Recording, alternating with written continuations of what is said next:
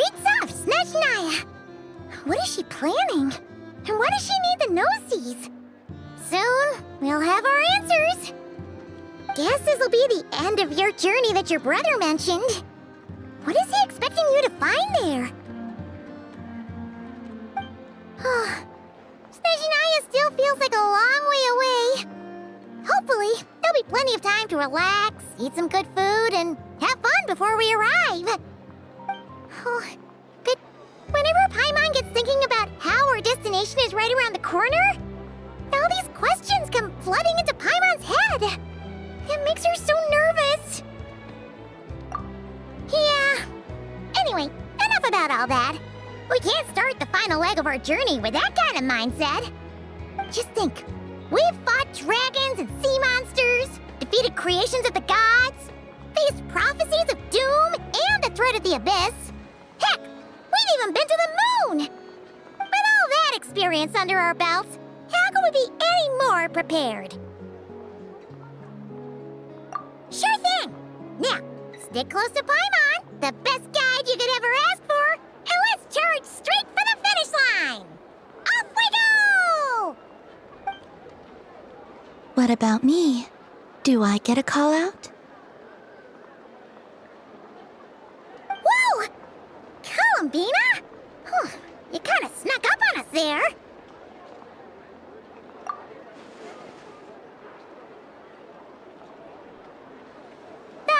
Don't look at Paimon! Paimon didn't sell you out this time. Oh, so it was you! Alright, guess there's no hiding it now. All your friends have gathered at the flagship to see you off. I invited Sandrone, too, but she said she had to go back to Snezhnaya. She must be busy. She had some nasty things to say about you before leaving. Would you like to hear them? She hasn't changed a bit. Alright, let's hear it. If they're heading to Snezhnaya, I'll bet it's to cause trouble for Her Majesty the Tsaritsa. Attending a farewell party for people like that would not be a good look for me right now. Also, please tell them not to count on getting help from a Fatui Harbinger in Snezhnaya. Our time working together was not terrible, precisely, but we're on different sides. So when you get there, don't do anything to make life difficult for both of us. Well, that definitely sounds on brand for her. The attitude, the reasoning. Alright, we'll do our best to keep our distance then. No, you've misunderstood. I think she means that she'd like you to go see her. As long as you don't make things difficult for both of you, you'll be fine. Huh. You really have to read between the lines with Sandrone. Go on, get to the flagship. Everyone should be there by now. I told Lama that you once treated me to a truly unforgettable meal. Today, I want to return the favor. It's my gift to you. It's definitely nice to be treated, but hopefully by this point, you know that you don't owe us any favors.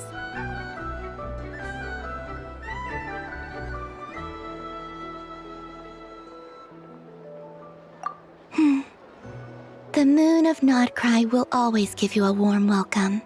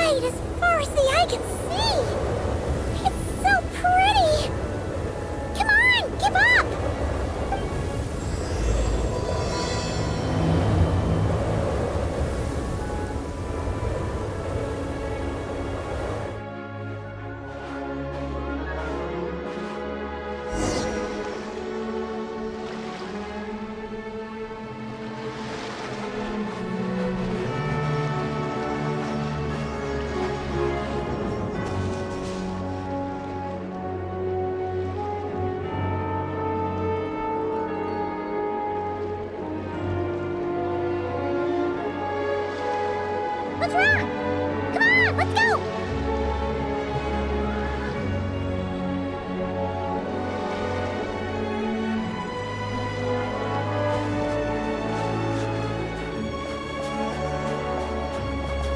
Look! They look similar to the ones in Notcry. You know, just minus the effects of Kuvaki. That's a sure sign that we're officially in Snezhnaya now.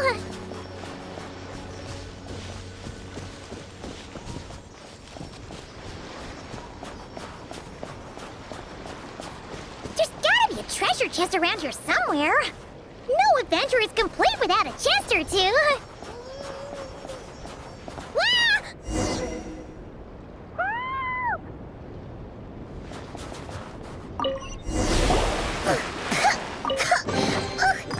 Paimon got a mouthful of snow! Ooh, it's so cold. Paimon's gonna snuggle up to you for a bit to get warm.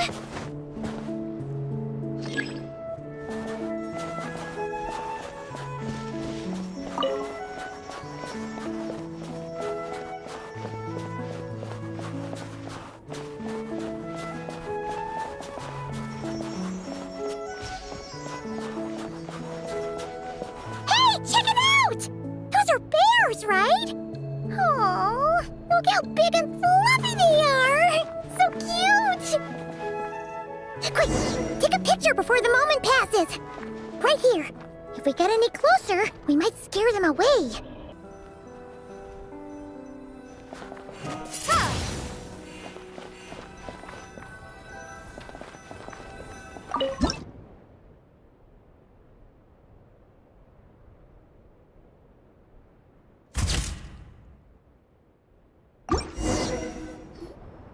Let's see how your camera skills are these days. Whoa, wait a sec. Paimon sees something. Come on, quick. It looks like a train carriage.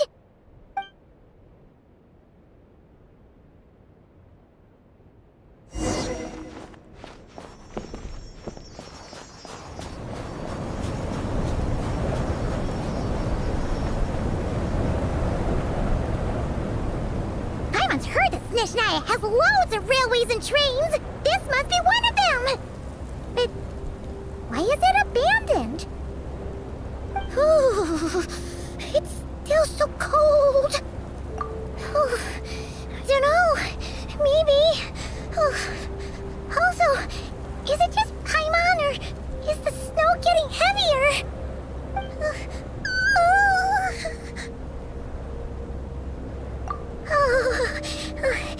Thanks for offering, but this isn't just the weather.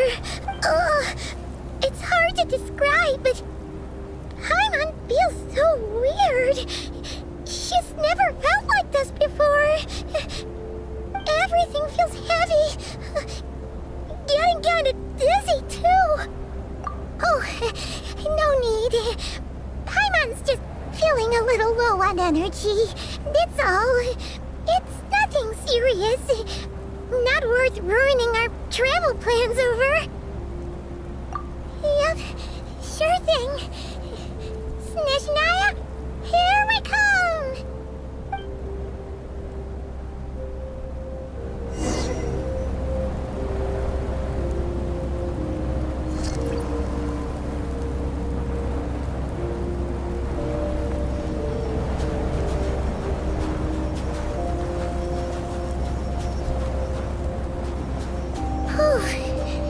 Seems like the snowstorm is getting worse by the minute.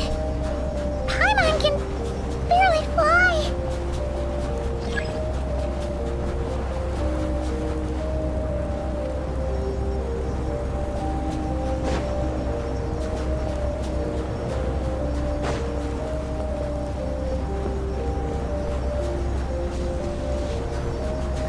Oh, look! There's a cabin over there. Phew. Let's get out of this storm.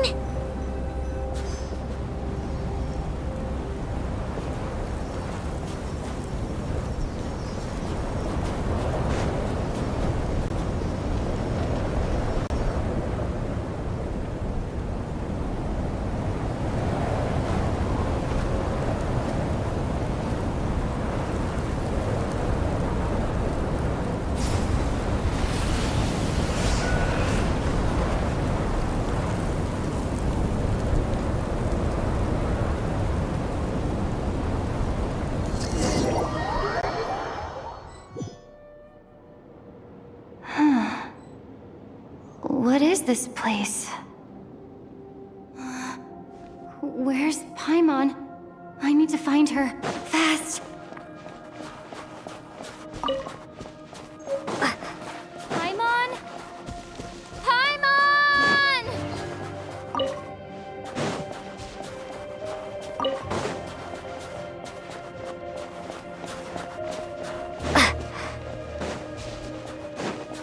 That's strange. Where could she be? I guess I'll try further ahead. Hang in there, Paimon.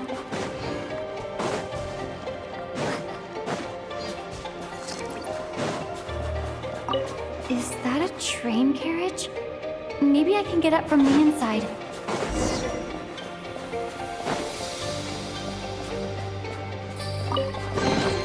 I'll keep this close.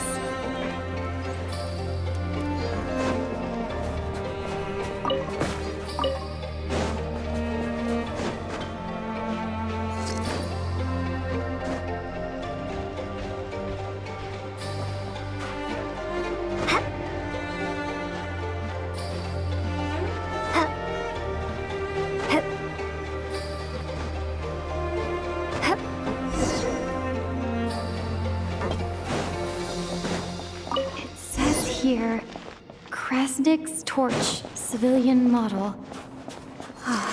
It's definitely getting a little warmer now it's turned on. I really hope Paimon's okay.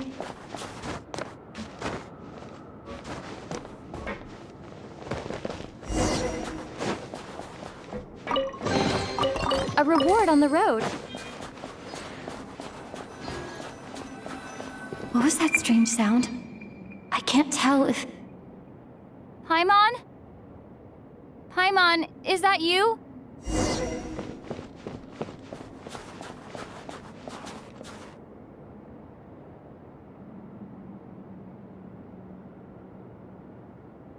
Incoming entity detected. Authorization granted. Initiating original. Hello, Descender, who's reached the eve of tomorrow. Eye of Grey at your service. Time since last activation. Time measurement unavailable due to the influence of... Anyway, it must have been a very long time. I was born to fulfill a mission. To reach tomorrow. To this end, I must... Strange. What was it? Wait, my body? Huh? Why is my body like this? Apologies. After a long period of inactivity, it appears that a lot of data has been lost. Anyway, I was created so that humanity could reach tomorrow. But I am unable to load further details at this moment. Nevertheless, serving humanity remains my primary objective. I have detected a drop in your surface body temperature. You cannot remain active in this state for much longer. In accordance with my preset programming, upon reactivation, I must ask the one who awakened me the following question. Will you accept me, Transcender? I will assist you, protect you, and fulfill my mission until we reach tomorrow.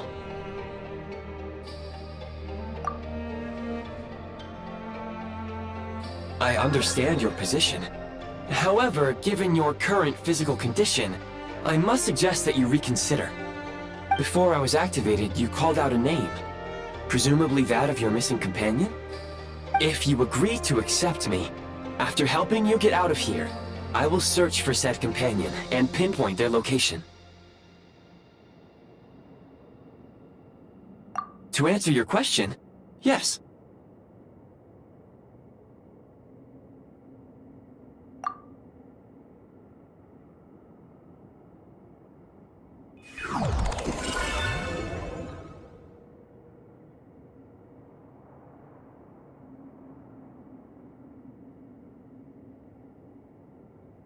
You have made a very wise decision. Now that we have reached an accord, you will be my new user. May I ask your name? Very well. I will remember this name until the mission is complete. I need to recover my body. Retrieve the power to unlock tomorrow, and help the suffering masses to reach the far shores where the empty Ark floats. I can sense my power scattered across this ice-covered land. I even have a vague sense of where it might be found. But right now, that is not essential. The key right now is you. You must survive and reunite with your companion.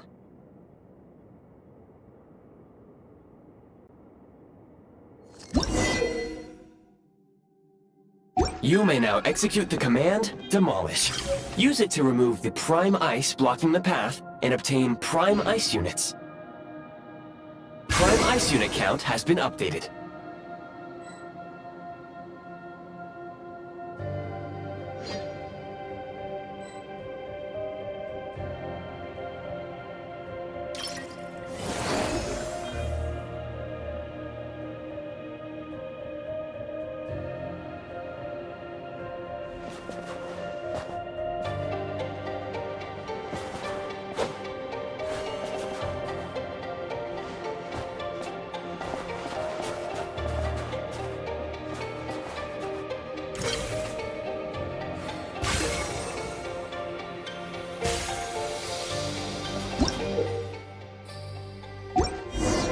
You may now execute the command, Build. Use it to create a prime ice construct to prop up the door.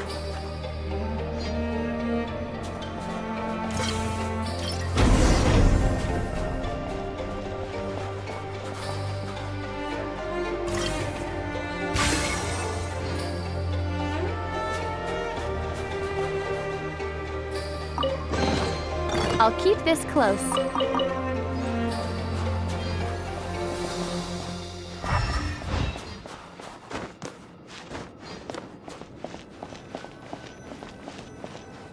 Scanning local environment. Exit has been sealed off with ice.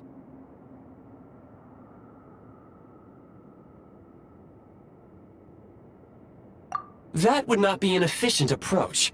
One moment. Usable construct blueprint detected nearby. You can use this to clear the solid ice ahead of you more quickly.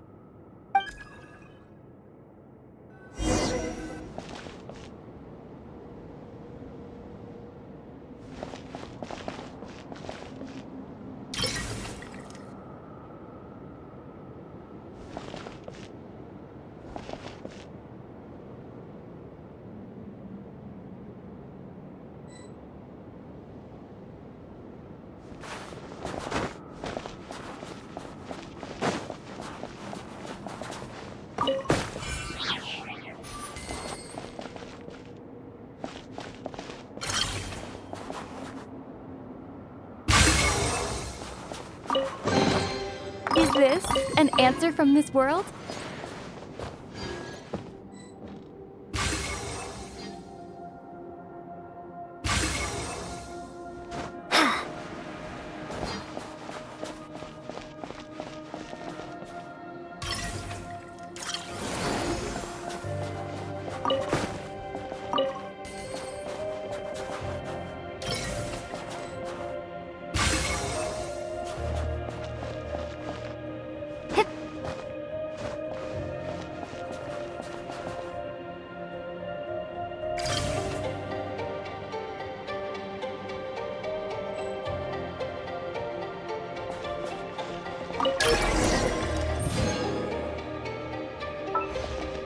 Construct blueprint added to records. You may now execute the command, Build Heat Source. Generate a temporary heat source to rapidly melt the solid ice.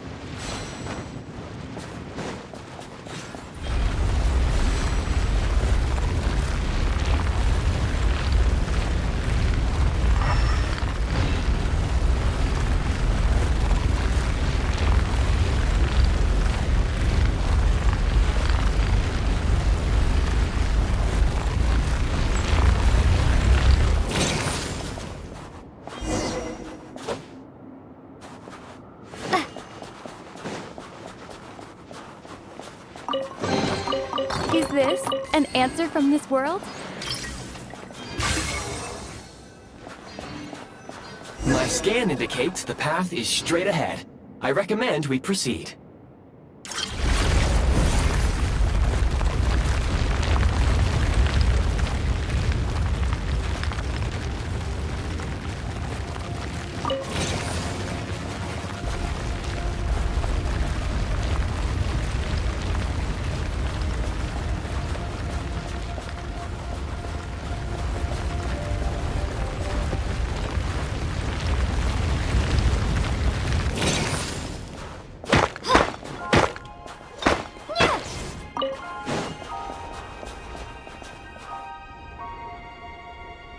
Kresnik Crystal located. Please collect at your earliest convenience. The recent construct you built provides highly efficient heating by utilizing the unique properties of Kresnik Crystal. Unfortunately, prime ice constructs have a very short lifespan and cannot be stabilized during the development period. Hence, the authorization to use Kresnik Crystal was granted. That said, I have already forgotten what warmth feels like.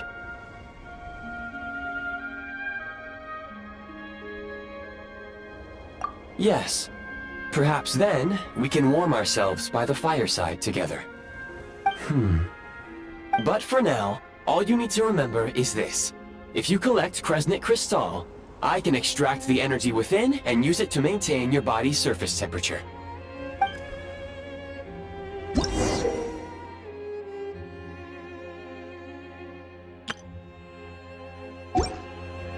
Low power. Please use Kresnik Crystal to replenish energy reserves.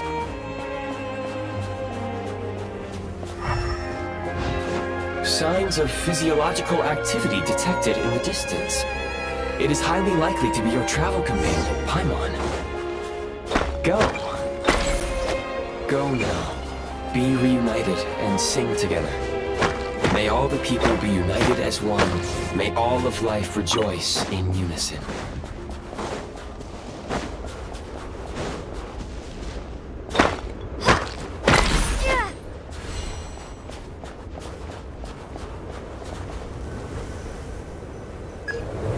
Approaching the target location, scanning for signs of life. Life forms detected. 2. Affirmative. However, that is not the reason for my confusion. According to my database, this location is a train station, meaning the number of life forms is unusually low. Real-time environmental data suggests that the train station may no longer be in use. But whatever the situation, please exercise caution.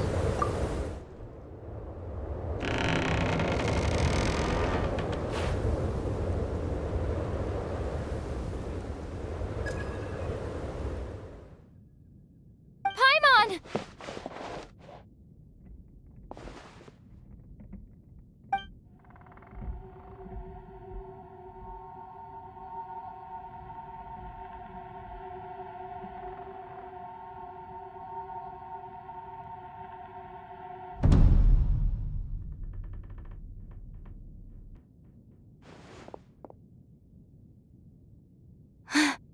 Who are you?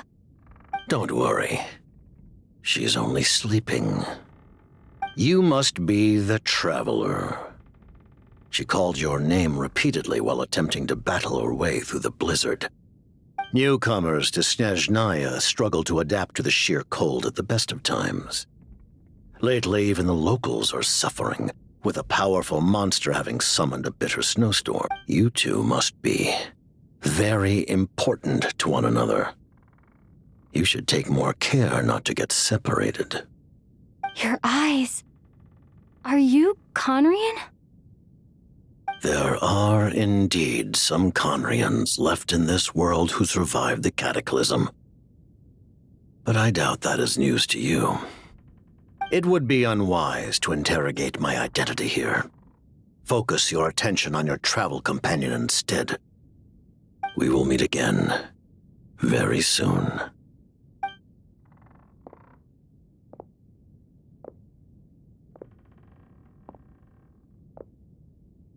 The unidentified subject has now left the area. He appears to be an individual of great significance, but my search has yielded no relevant data. I will try searching the database again. Against the odds, your companion is safe and sound. The other person even left a blanket for her.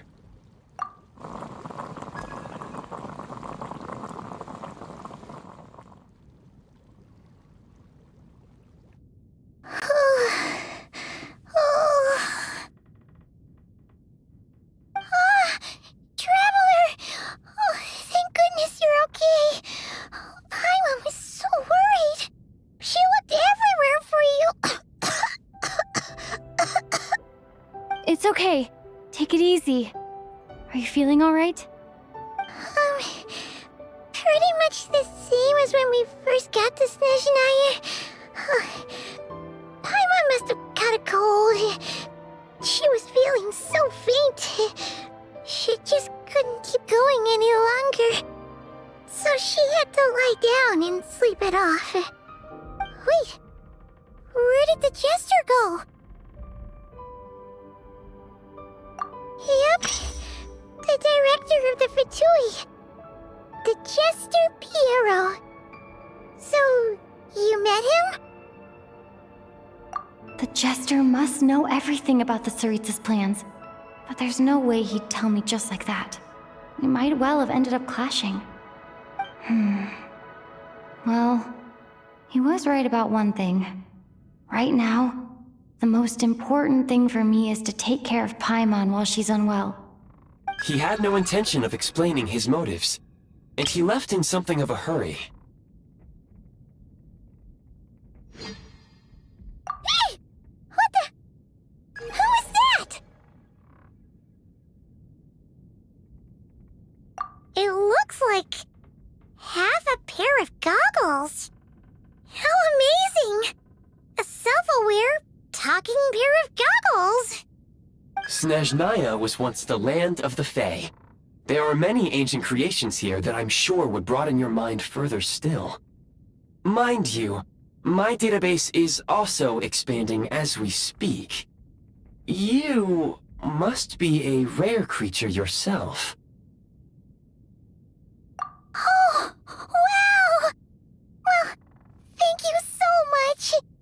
You've earned yourself some of Paimon's favorite candy. Oh, but by the looks of it, you probably can't eat that, can you? Goodwill detected. Instead of candy, perhaps I can suggest my preferred strategy. Please clean me regularly to keep me operating at peak efficiency. Oh, that makes sense. Every pair of goggles needs wiping clean once in a while. Sure thing, mister. Anyway, back to the Jester for a second. Paimon's still confused about something. When he first showed up, he already knew Paimon's name.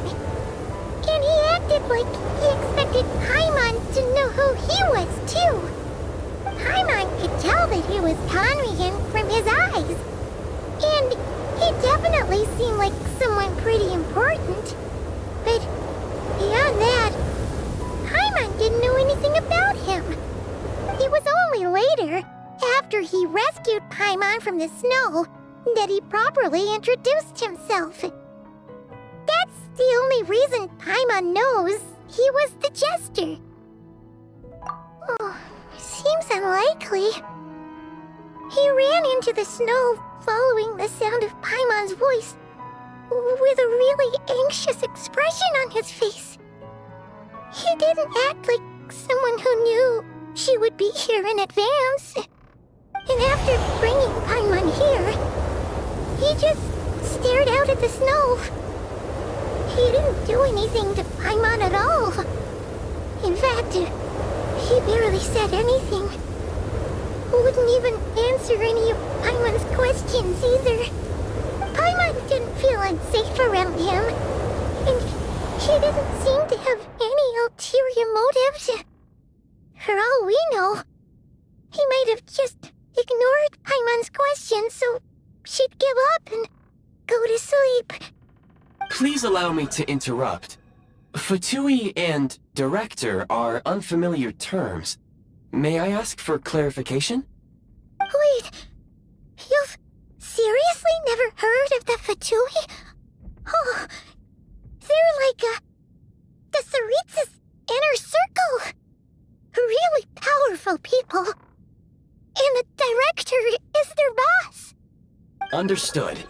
Since they hold elite positions and serve their god directly, it stands to reason that they would conduct themselves with due decorum.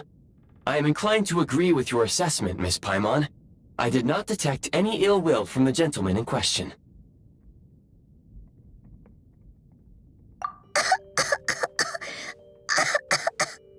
Sorry, I shouldn't have encouraged you to talk so much.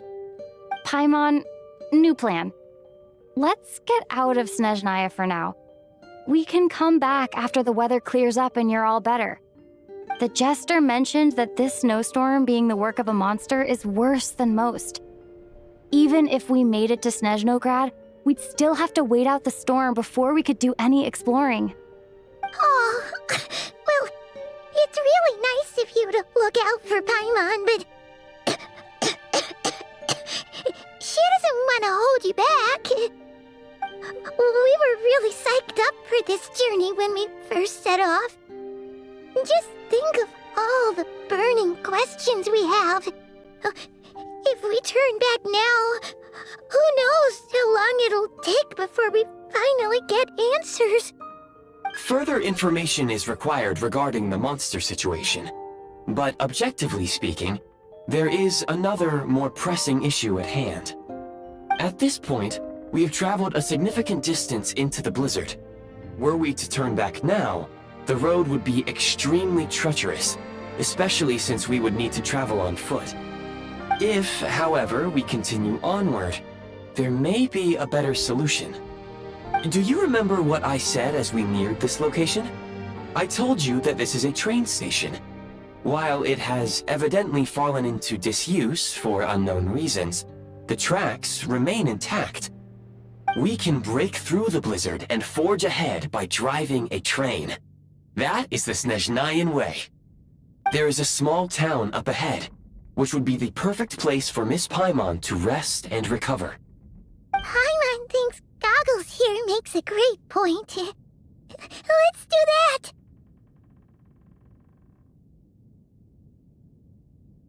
Oh, come on. Don't worry. Think of all the traveling we've done so far. When has Paimon ever gotten sick before? Practically never. 'Cause she's in great shape. Sure, she's a little tired right now, but it's sure to clear up on its own. Affirmative. Should you ever need my assistance during your future adventures, please call for the Eye of Grey whenever you wish.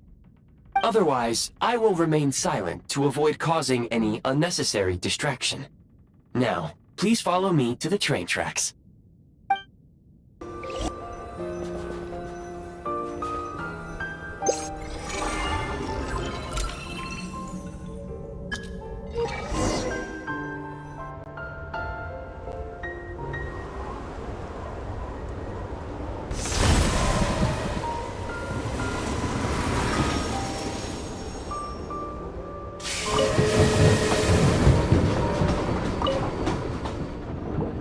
Heading north from here, we will soon arrive at...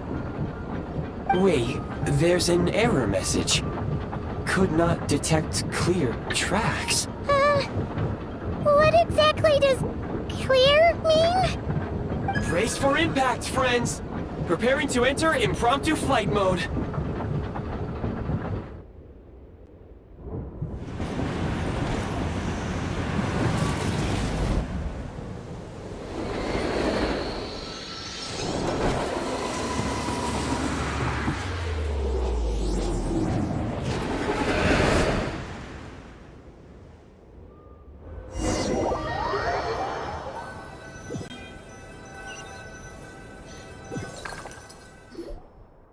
How strange.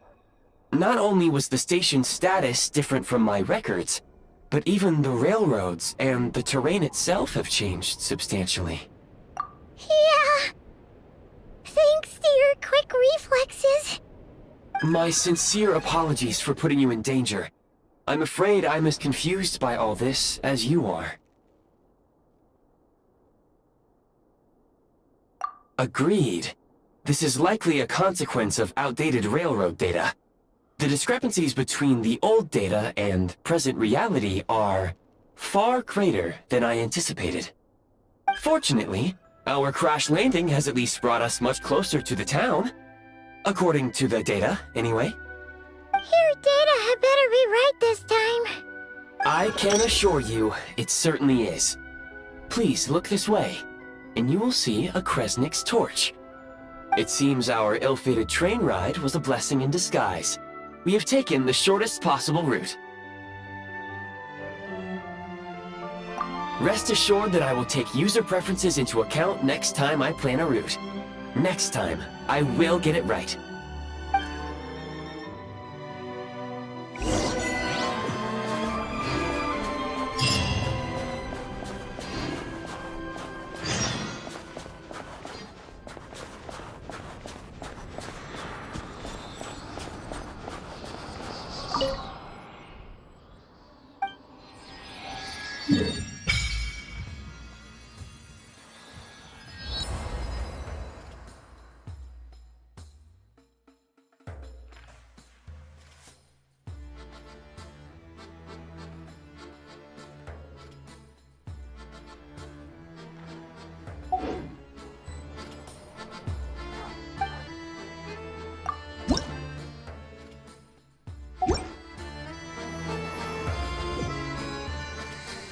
Windblade!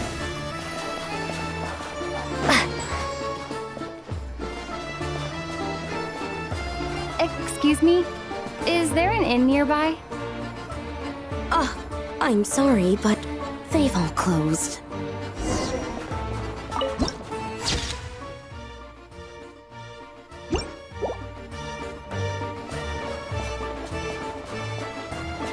Oh, sorry to interrupt. We're looking for a place to stay. I can't even afford to warm my own house, let alone run a business. Excuse us. Is there anywhere we can stay around these parts? I'm afraid not. You'll have to try your luck somewhere else. All we can do is wait for the next shipment of Kresnik Crystal to get here.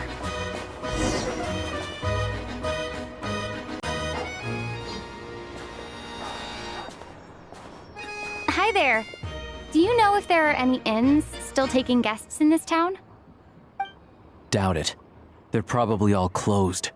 No one has enough Kresnik Crystal to heat their own homes, let alone a business. Oh, what a bummer. I clocked you a while back. You adventurers or something? We don't get many tourists in inland Snezhnaya these days. Why is that? Because of the snowstorm? In part. But the bigger reason's Project Stuja. Since it's Her Majesty's will, we have to put up with it whether we like it or not. Oh, sorry. I assumed it was common knowledge by now. Basically, the Tsaritsa is planning something big. Something that requires an enormous amount of energy. Even if they used all the surplus Kresnik Crystal in Snezhnaya, it still wouldn't be enough to meet demand. So, the VII passed a resolution requiring all factories and households to reduce their energy consumption. The policy has thus been charmingly named Project Stuja, meaning bitter cold. Bitter cold? So, like, it's gonna be a cold winter, folks? You're all gonna have to find a way to get through it? That kind of idea? Pretty much. When you're broke, you scrimp and save. When it's cold, you huddle together for warmth. There's always a way to stretch things out to make ends meet. Trouble is, if you stretch someone out like an elastic band for too long, who knows if they can ever bounce back. You know what? Come with me and see for yourself.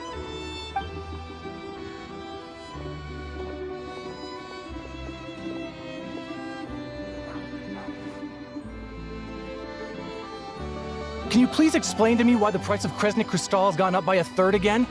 Even as our purchase quota has gone down. You only come here twice a month. This won't even last us a week. The supply and pricing of Kresnik Crystal are based on current production volumes and price data. We VII are only responsible for delivery and security.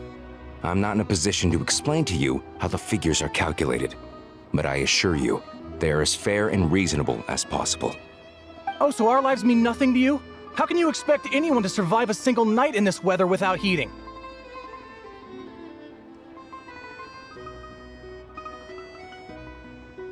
Since you insist on making me repeat myself every single visit, I will remind you again. There is no monopoly on the trade of Kresnik Crystal. You are free to purchase the shortfall from elsewhere on the market. What market? Nobody else is selling! And when they do, they charge 8 times the normal rate! It's robbery is what it is! Which is why the Snezhnegrad VII passed a resolution to support border communities, without which you wouldn't even be able to buy Crystal from us to begin with. So if you're here just to argue, move aside and let the next person in line come forward. Everyone's feeling the cold here. You... All right, everyone, let's calm down for a second. A few words, if I may. We're all subjects of Her Majesty the Tsaritsa, and I'm sure every one of us is dedicated to her great cause. We all know how cold it is. And the more it snows, the harder life gets. Everyone's struggling already. Let's not make things even more difficult for each other. But Liaison Shishkin, there's clearly something wrong with this quota. I have a family in Marepasak who tell me they can buy at least double our Crystal allotment. Oh, believe you me, I had the same reaction when I first saw the numbers. Couldn't believe what I was reading. I even wrote a letter to confirm the true figures, but... I'm afraid the quota really is as low as you've been advised. Still, you must understand that calculating these energy quotas is a complicated balancing act. They have to factor in population, town size, industrial application. Our top priority must be to keep the largest Kresnik's torch burning continuously. Only then can we sell the remaining Crystal for household use, and in doing so, we must make sure that everyone is treated fairly. As our VII comrades said, they are only responsible for delivering the goods. They need to keep accurate records, and they do not have any authority to modify the rates or quotas. That's right. Our duty is to do things by the book. Tell you what, listen. I know how anxious and upset everyone is. As a matter of fact, I was just discussing it with the mayor. What we can do is open the lower combustion chamber of the Kresnik's torch to the public. You can come to me directly to register, and I will allocate time slots accordingly. I can't guarantee there will be ample energy for household use. We can at least make sure you'll be able to boil water and cook food each day. Let's hang in there and make this work together, all right? Fine. I don't see any alternative. So, this is Project Studia in action, huh? Oh, no wonder nothing's open for business. People are barely getting by.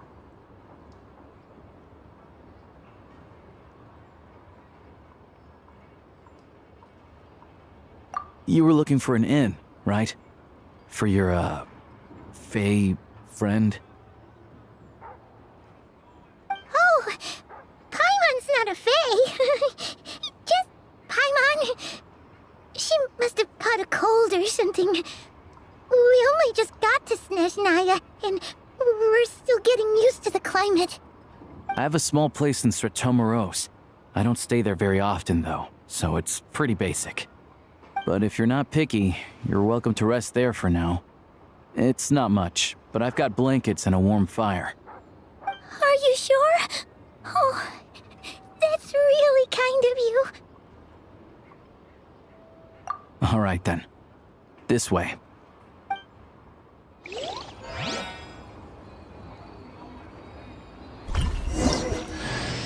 Hello, I'm Alosha. I'm a hunter. Though, if you've talked to any highwaymen, You might have heard a different side to my story. But anyway, let's keep that between us for now.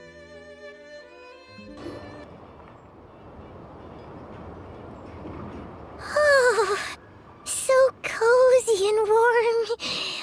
Paimon's getting nice and toasty. Oh, wait. Paimon only introduced herself so far, didn't she? This is Paimon's best friend, the Traveler. Good to meet you. I'm Alosha. Most travelers find the Snezhnayan climate to be a shock to the system at first. But as long as you keep yourself warm, you should be fine. Still, you should keep an eye on your condition. When people are too quick to dismiss a cold, it can easily end up turning into something more serious. Don't say that! Paimon's too young for chronic health issues.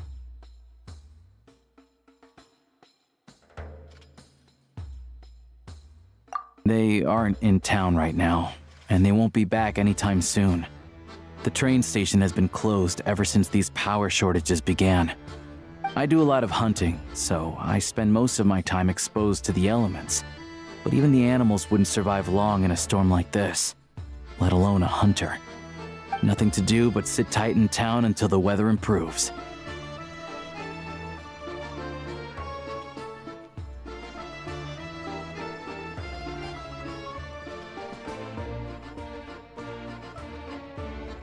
I get that you're in a hurry, but even if the station were open, that doesn't mean there'd be any trains. We could end up stuck here for a long time, I'm afraid. What? Your own train? Wait, hold on. That train? The one that suddenly fell out of the sky and crash-landed on the ice? Oh, we got lucky and found it in a cave. Oh, then our luck ran out and we had a little accident. Pretty crazy for a random find in the mountains. Well, as long as your train's good to roll, you might get to Snezhnagrad after all. I've been doing some digging recently. Turns out, the real reason for the current energy crisis in Stratomeros is that some of the supply is being seized for a private stockpile. But to expose what's going on, I need to catch them in the act. So, I'm heading off to catch a rabbit. Huh? Wait, a rabbit stole the crystal? It's a figure of speech. Real rabbits couldn't pull this off. They'd prefer carrots to Kresnik Crystal anyway.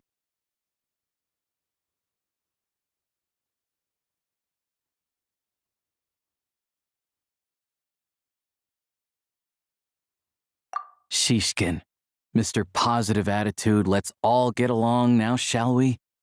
Him? Really? Paimon never would have guessed.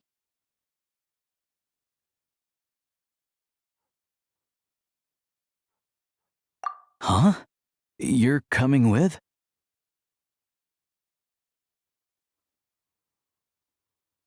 Huh.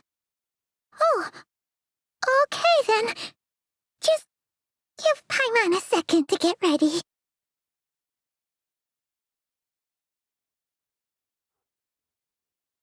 Alright. Guess there's no point pushing myself. Paimon will stay here and hold the fort then. Be careful, you two. Oh yeah, there's one more introduction to do.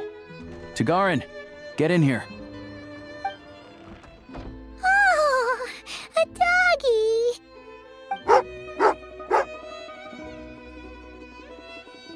Oh, angry doggy. Oh, Tagarin doesn't like being petted then. He likes to think he's above that kind of thing. He's my hunting partner, so he'll be joining us when we head out. Carrots aside, we'll need to stay completely undetected. We can't risk spooking our rabbit, but there's no telling which burrow he'll scurry back into. First, we need to find a way into the train station and see if we can find any real freight data. Shishkin's figures can't be trusted. Then, we get Tugarin to catch a scent and find out which way the crystal went.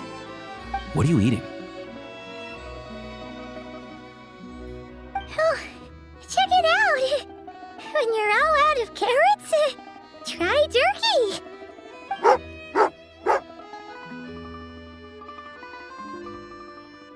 Good doggy. Good doggy. A fellow dog lover, huh? Yup. And rabbit lover. Carrots are great too, you know. Good to know. Eat up, Tagarin. We got a lot of work to do.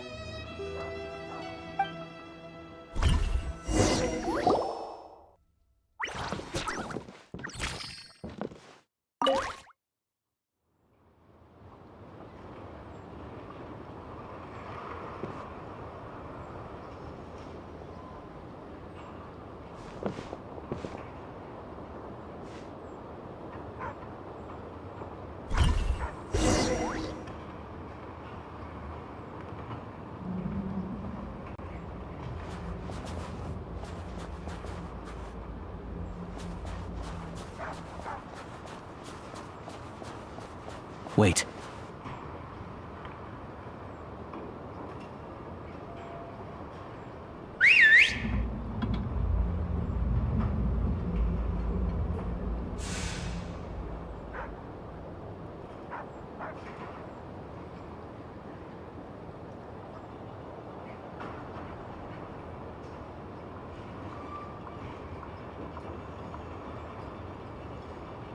Nice work, Tagarin.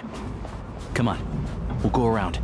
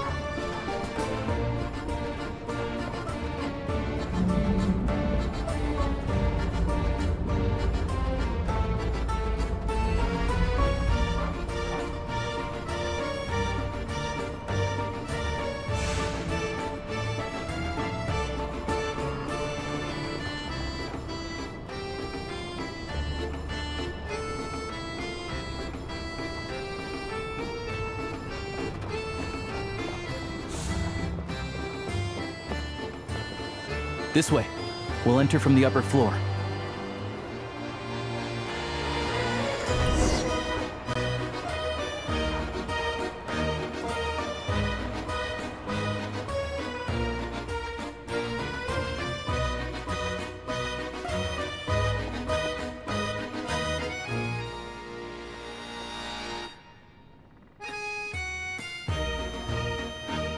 There we go. A freight list. Straight from the VII, so Shishkin won't have had the chance to doctor the figures. Looks as new as the day it was printed. I guess no one bothers reading these unless they have ulterior motives. Yeah, this is all we need. Come on, let's get out of here, then go track down the crystal.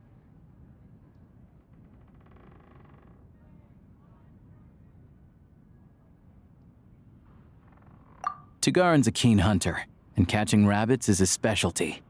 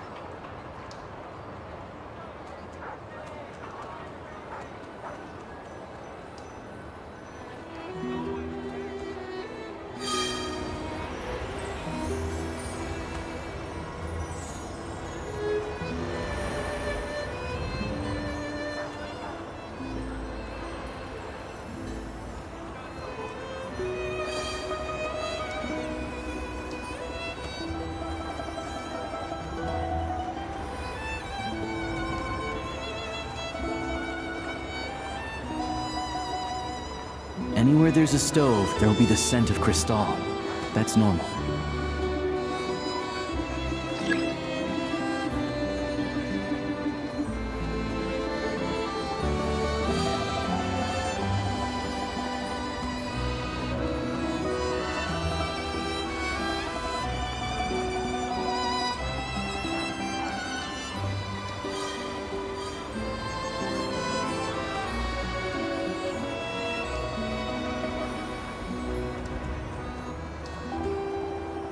But if he picks up the scent of Cristal somewhere and there's no stove around, that's how we know something's up.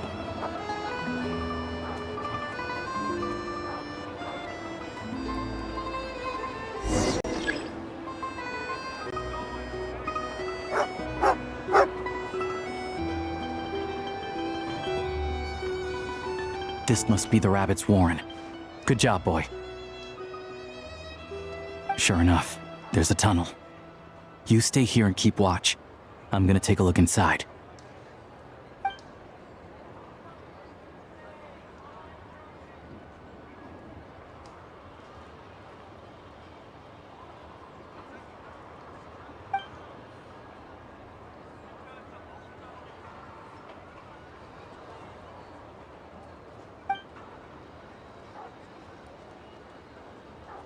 Thanks for looking out for us. Things are getting tougher by the day. No need to thank me. It's my pleasure. Sure as Her Majesty the Tsaritsa watching over us, every sacrifice will be worthwhile. Let's grit our teeth until the blizzard passes. These days of hardship will be over soon. Maybe for everyone else, Liaison Shishkin. But for you, the hard times have only just begun.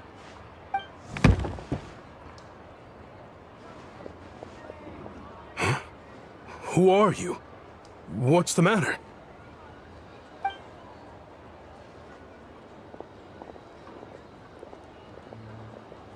I just had a question for you.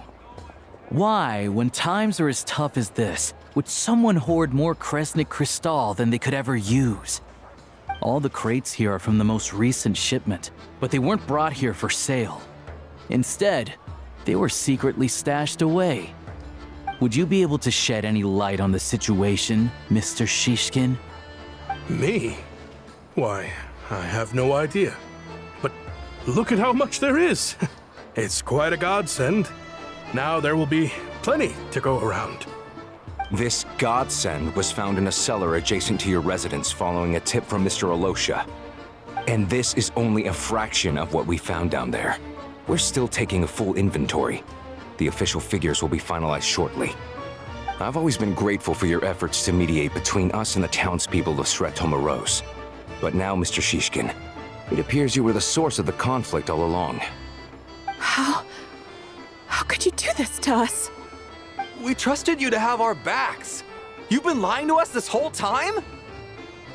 Hey,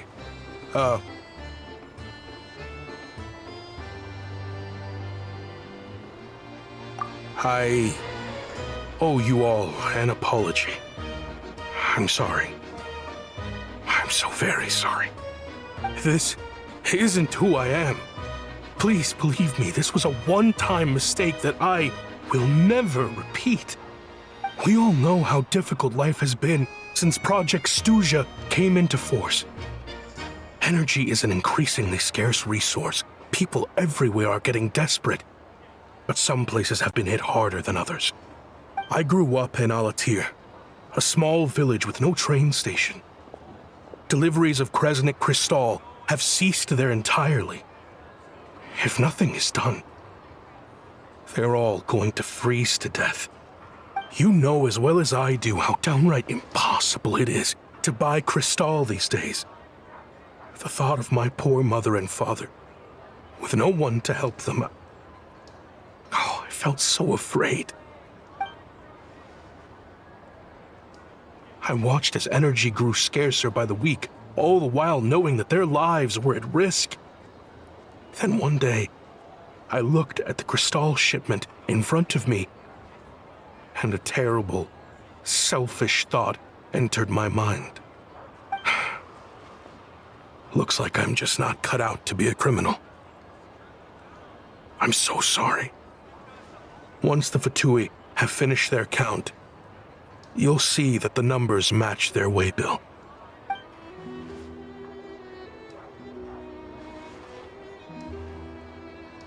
I have the official Snezhnayan quotas here.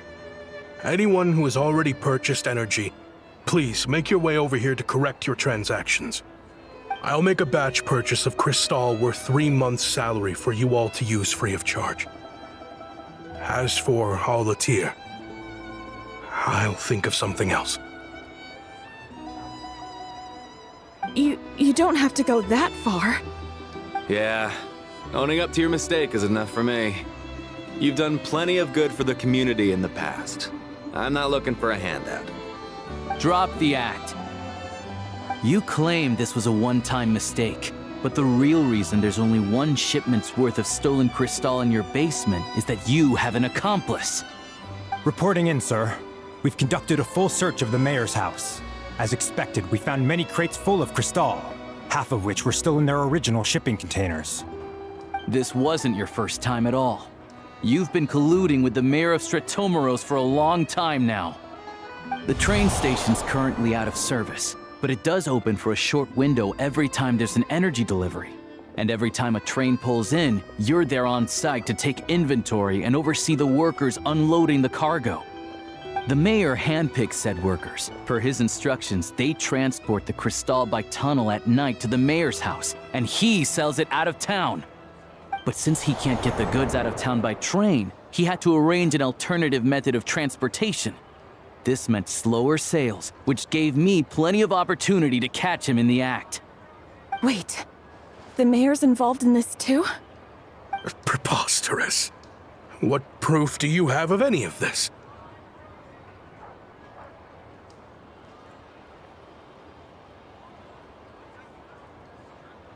Basic math. I've spent a lot of time lately counting carriages as the snowstorm rages. Counting carriages? What? The energy consumed by a train depends on its total weight. And since energy is a limited resource right now, it's fair to assume that every carriage is packed full. So, if we take the energy required for the Kresnik's torch, add the sales figures you provided, then compare that figure to the train's theoretical cargo capacity, guess what? The numbers never match. It's always off by 1 or 2 carriages worth. This time, you set a new record. 3 carriages missing. You mean to tell me that you sat around outside, counting carriages, in this weather?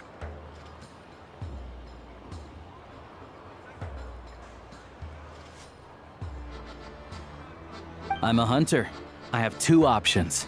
Hunt or starve. Well, I've heard enough. The evidence speaks for itself. Take Shishkin and the mayor into custody and escort them back to Snezhnograd.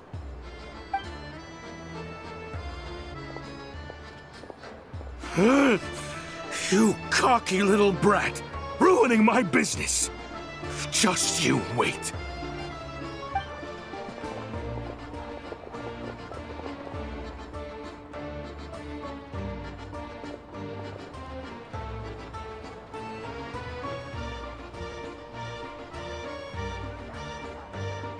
Yeah, something felt off, so I just followed my gut. Math isn't my strong suit, though. I'm lucky my dad made me learn enough to get by, but all this number crunching was a million times harder than the aim and fire work I'm used to. Thank you for your assistance. You're a brave lad. Shishkin was quite the cunning criminal, as I'm sure you can tell. He did all of this right under our noses, and we never suspected a thing. A wolf in sheep's clothing. He had everyone fooled. Even with that sob story he fed us. He was probably trying to keep the mayor out of it, not just mask his own motives. Without the compelling case you put together, even I might have fallen for it. Alosha, was it? Tell me, are you really a hunter? We can go find some wild animals if you want. I'll fire off a couple of shots, and you'll see whether I'm the real deal. I didn't mean to cast suspicion on your identity. It's just... well, I'm sure you've heard of the Rokot. Recently, they've been recruiting people with your kind of talent. They hide in plain sight under false identities, working against Project Stusha, sometimes directly opposing the Tsaritsa herself. They aren't a violent organization, and their goal is to improve the lives of the common folk, but still, as a member of the Fatui, I wouldn't be doing my job if I didn't keep tabs on them. First I've heard of this. I don't really keep up with what goes on in the city. All I know is, people who don't mind their own business in the city end up paranoid about everything. As for me, I just couldn't stand Shishkin. I'm from Alatir myself, and I can tell you, nobody's lived there in years. Why would an abandoned village need crystal? Of course, no one really cares about the fate of that place. I'm guessing today is the first you've heard of it. I see. It does sound quite tragic. Really. Well, thanks again for your assistance, and your friend here too. I will report this incident to Snezhnegrad. The Fatui will take over energy distribution until new officials are appointed. We'll also ensure that the train station resumes normal service as soon as possible. Looks like it's my turn to brush up on math now. I never liked it as a kid either.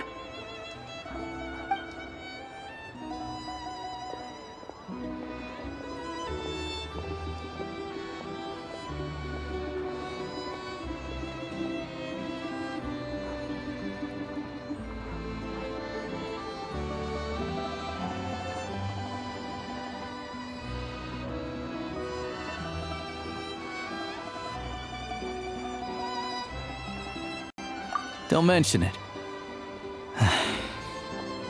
Isn't the soldier overseeing the delivery supposed to verify the quantity of the goods? Was he just careless? Or was he being paid off too? Who knows? Excuse me. I'll take a share of Kresnik Crystal too. Thanks. I need to take a detour before we head back. There's someone I have to deliver this crystal to.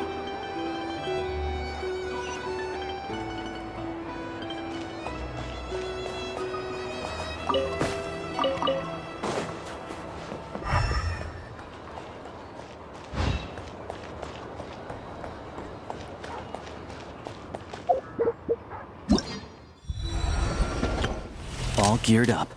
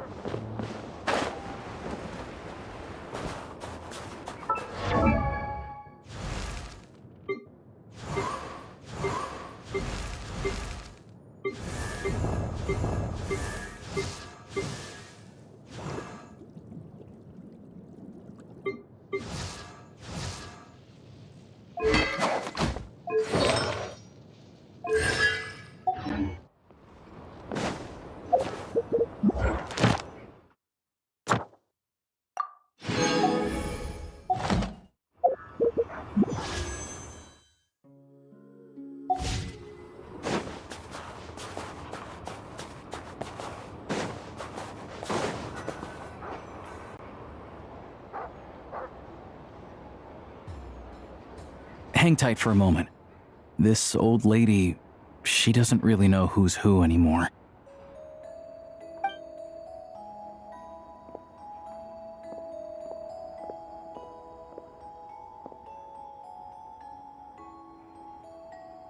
Oh, grandson. It's so cold today. You must be freezing. Ma'am, it's me, Alosha. Alosha? Alosha who? You know me. I came by earlier today. Cleaned the ashes out of your stove, gave you some warmer bedding, and washed your back.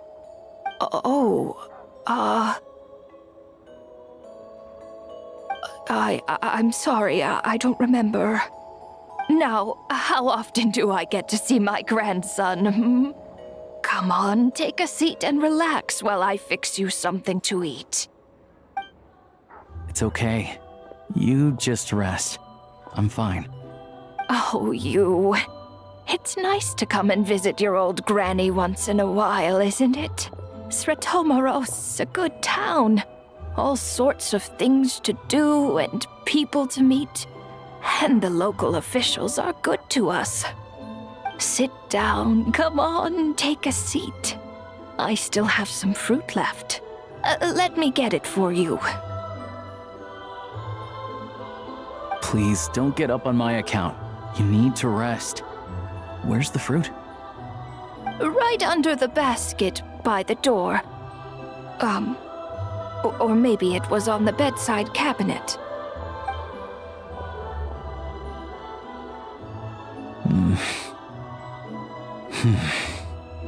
Well, grandson dear, do you like it?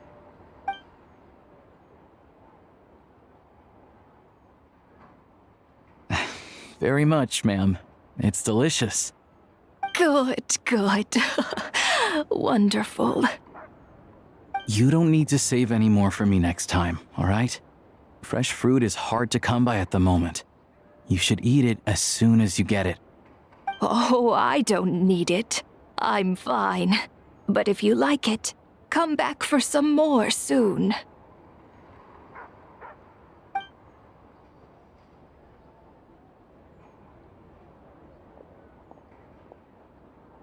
Some kind soul must have given these to her. But she always saves the nicer things for special occasions. I met her at the market back before her health began declining. She was a lovely old lady. We're from the same hometown. Not many people have heard of Alatir.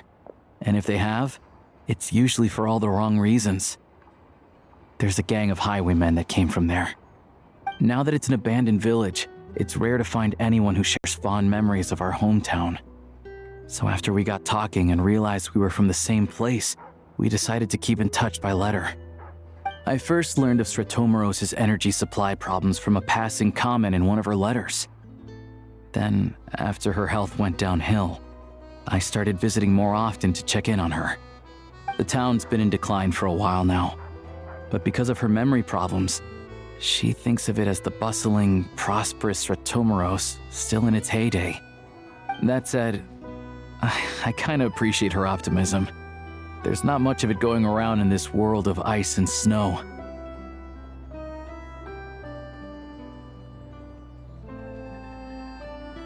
It's fine. Everyone grows old. In Snezhnaya, some people believe that in your final moments, you'll sense a familiar presence by your side.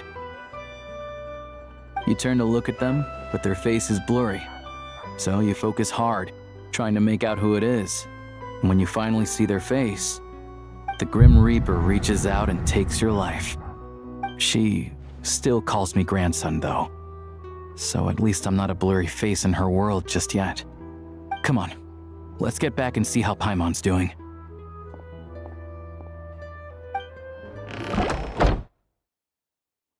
Paimon, we're back. Are you feeling any better? Yep. Paimon's not cold anymore, but she's still a little dizzy. Flying probably isn't a good idea right now.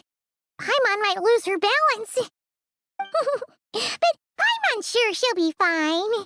It's probably just from getting hit on the head by that pile of snow when we first arrived in Snezhnaya. Her complexion's looking much better. Let's keep an eye on her. Sure, but enough about that. How did everything go on your end? Are you all set? Did you have any trouble? I'll explain. It's a bit of a long story.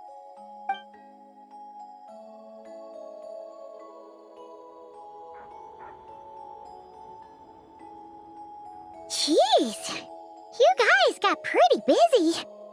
Sounds like the liaison officer and the mayor were running quite an operation. Good riddance to both of them. It's a good thing you managed to catch them. So, you said the train station will open again soon, right? And everyone has enough crystal now? Yeah. Well, enough to survive at least. Project Stuja isn't going away anytime soon. People will still have to scrimp and save to make ends meet. Don't know. The goal of Project Stuja is to gather energy for the Tsaritsa, but no one knows where that energy's going. It's never been made public. The thing is, we were told that the project would only last for 6 months, but time and time again, they keep extending it. Extending it? Does that mean the Tsaritsa's plan isn't going very smoothly? That's what everyone suspects. In principle, any proposed extension needs to pass by majority vote in the Snezhna Grad Veche. But even though opposition has been growing, any detractors end up caving in to political pressure from the rooster, Pulcinella. He's the chair of the Snezhna Grad Veche and a key figure in the voting process. He has the backing of many powerful and influential people. How come the Fatui are picking on ordinary people even here in Snezhnaya? I don't see it like that. Fundamentally, the Fatui will always think and act in the Tsaritsa's interests. But that doesn't mean they don't care about the plight of the common folk. The only reason Stratomiro still receives Crystal shipments is because of a relief proposal put forward by the Rooster himself. Then there's the Fatui soldiers providing support in every corner of the nation. Even the Northland Bank provided some mora for disaster relief, and they're as conservative and indifferent as they come. It's just that the rich and powerful in their fancy palaces live in a completely different world from us. There's always going to be some conflict when those worlds collide. Yeah, well, even though we all believe in Her Majesty the Tsaritsa, there are still many differences of opinion on how best to tackle the big issues of the day. Regular folk don't have an easy way of getting their voices heard in Snezhnegrad, while the rich and powerful are either unwilling or afraid to speak out for all sorts of complicated reasons. The Rokad provides the disaffected with false identities and an outlet to vent their frustrations. Of course, an organization like that exists in a gray area. The moment the VII think they've crossed a line, there's sure to be a crackdown. But so far, they've been doing their best to help the common folk. Like us, don't you mean? You didn't hesitate to join in. You're not new to this, I can tell. That's because we're adventurers. It's our job to help people out with commissions and get to the bottom of things. Sounds like we're going to get along. So, what's your business in Snezhnegrad? Aside from taking your friend to see a doctor, of course. I want to meet the Tsaritsa. It's complicated.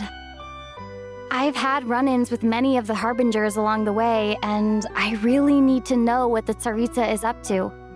Her ultimate goal, what the Gnosis mean in all of this. Since I've made it this far in my journey, I have to find the truth, whatever it takes. Wait, so... no way. Are you who I think you are? Sounds like you've heard of us then.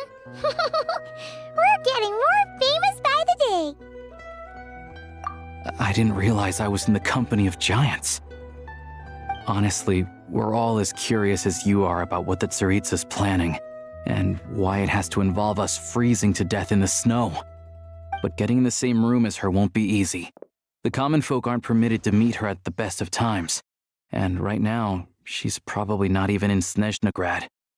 Word is, she's heading east on a campaign to slay a monster. Yeah, so you've heard of it. A wild, unpredictable monster with the power to summon snowstorms. It also absorbs everything around it into its body, so it's growing constantly. Now it's so big that the Tsaritsa has deemed it the #1 threat. Luckily, as it grew, it became increasingly less mobile, so it doesn't pose an immediate threat to this town or to Snezhnegrad. I'm sure that Tsaritsa and her personal guard, the Druzhna, won't have any trouble defeating the creature between them. It's just a question of how long it'll take. Suffice to say, you won't be seeing her anytime soon. You'll have to wait until she gets back.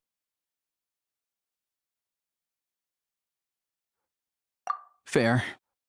Well, the Fatui will be taking over management of the train station for the time being. Things should be up and running by tomorrow. Once it's open, we can see about getting your train towed to the station. Whoa! That's gotta take a lot of manpower. Are you sure we can talk them into it? The Fatui aren't exactly spotless in this whole mess. Plus, we helped them out. Should be easy enough to negotiate. As far as I know, all the paperwork is dealt with upon manufacture. I've never seen anyone check it, so I wouldn't worry. Having a train makes everything much easier. We'll reach Snezhnegrad in no time. I need to head there myself anyway. Got some game to trade for Mora. I know a good doctor in the city. I'll introduce you when we get there. Oh, thanks so much.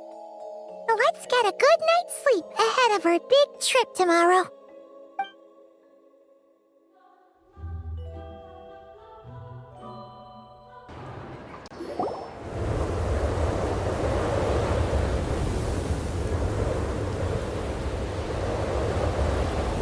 Drive carefully, all right? You don't want to end up in this situation again. Also, I don't think I've seen a train like this before. Is it a new model or something?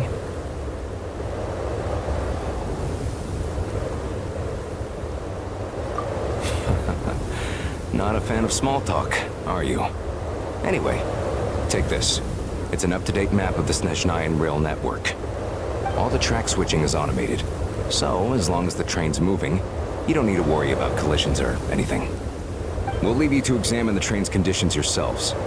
Fingers crossed nothing's broken. I doubt Sritomoros has any engineers with experience working on this model. Shouldn't be a problem. Thanks for everything. All right then. Have a safe journey. And make sure to check everything's working before you set off.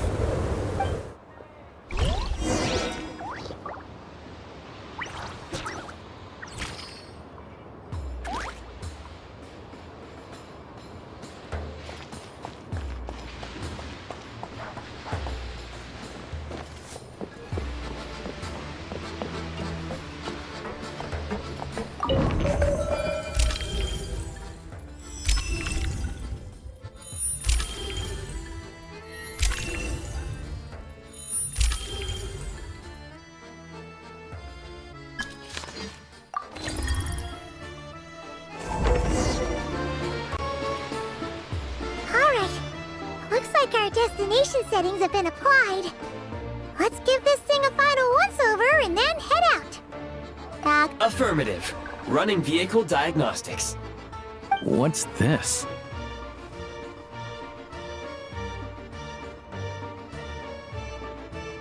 Engine, green. Wheels, green. Frame, minor damage, but no impact on function. Diagnostics complete.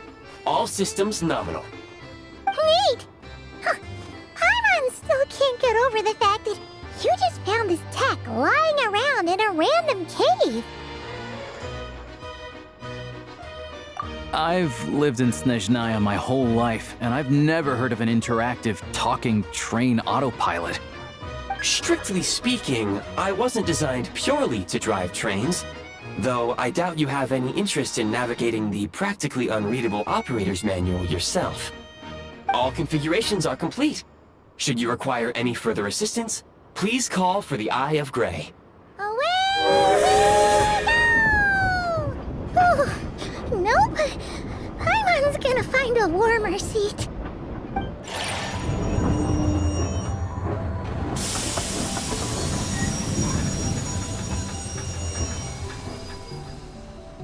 Huh? What's going on?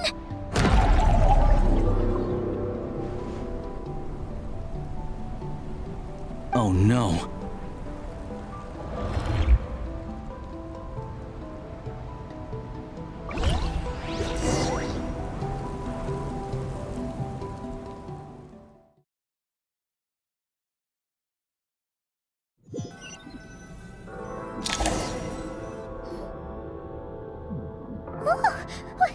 What is this place? Traveler, are you okay?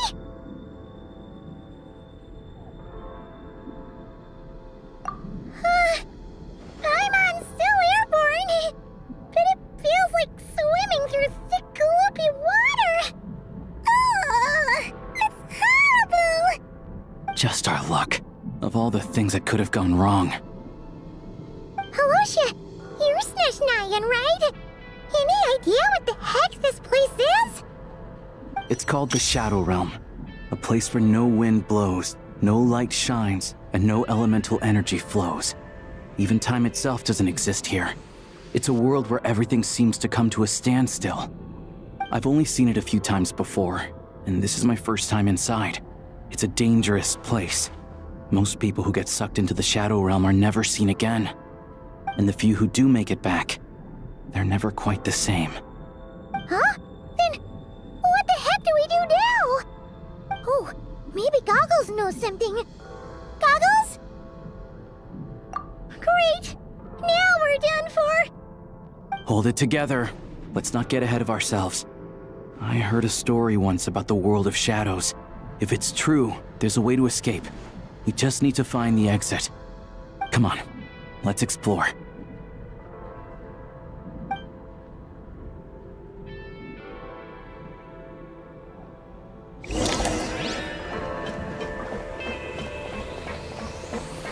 Look at these Fatui! It's like they've lost their minds! Their shadows have been devoured. They're no longer amongst the living.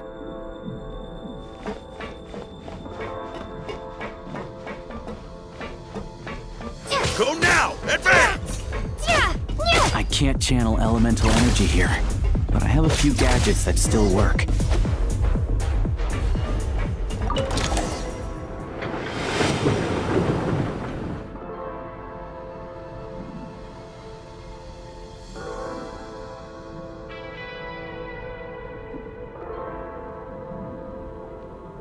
Wait! What's that blue thing? Is that... goggles?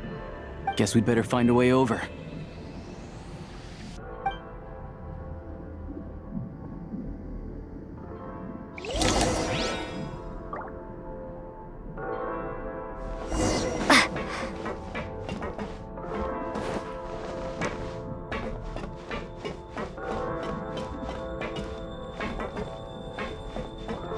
Ready to draw blood. This is the last one. What do we do next? Play it by ear.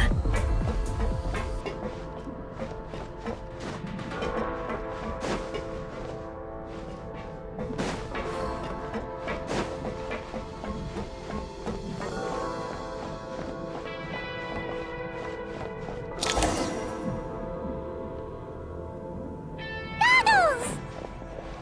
Hello. I am glad to see the three of you safe and sound. For now, at least.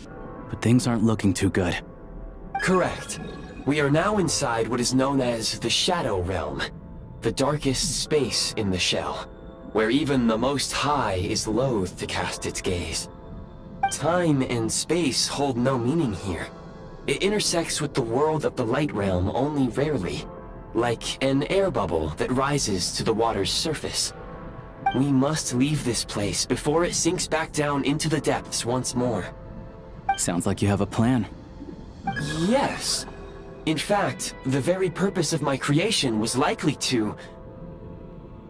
from the Shadow Realm. It appears that key data is currently inaccessible, but now is not the time to resolve that problem. I have marked the exit to the Shadow Realm for your convenience. In addition, I have prepared some equipment to aid you as you traverse the Shadow Realm, traveler. It may well be one of my core functions. Scan complete. Construction in progress. Activation code? We once peered into the past from the ruins of the shadows. This is what remains of the Golden City, Hyperborea.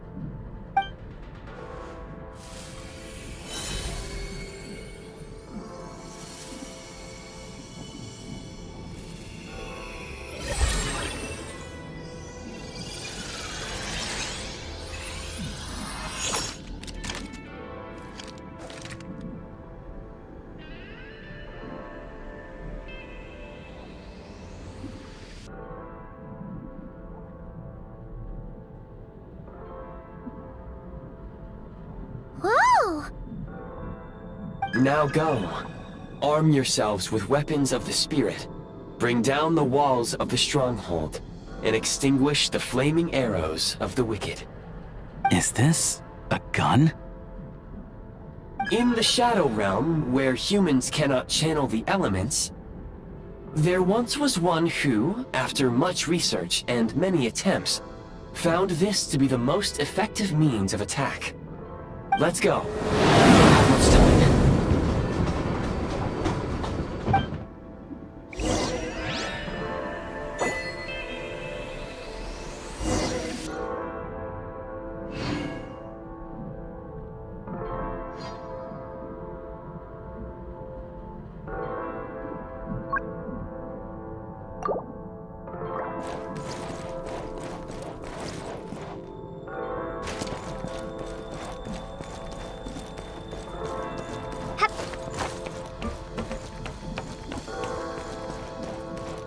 When you encounter small obstacles, you can simply clamber over them.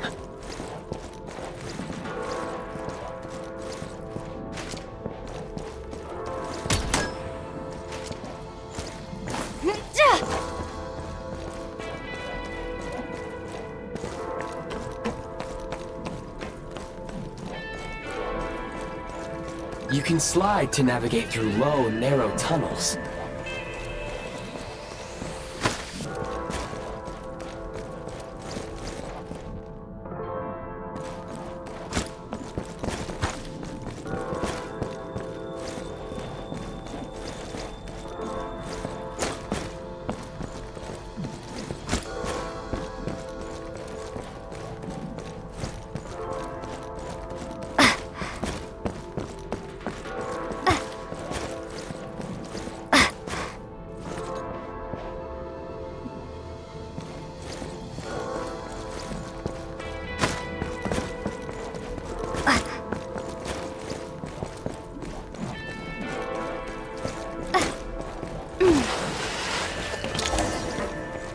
Obstruction ahead.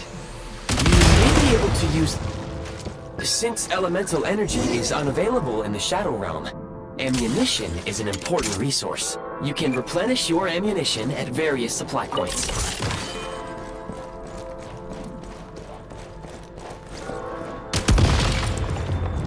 For long-range targets, try using the scope to line up your shot.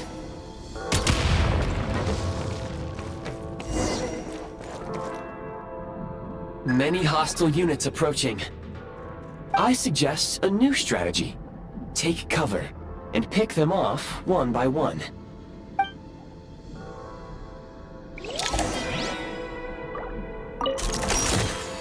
Press the advantage! Can't take much more!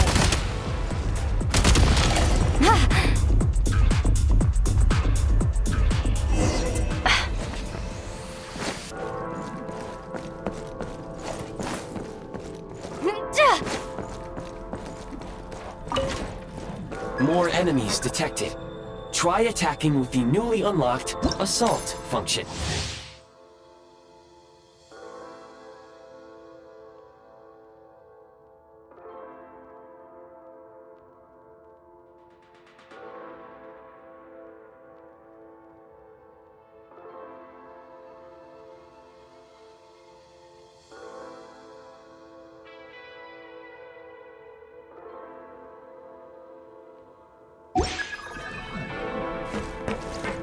Change of tactics!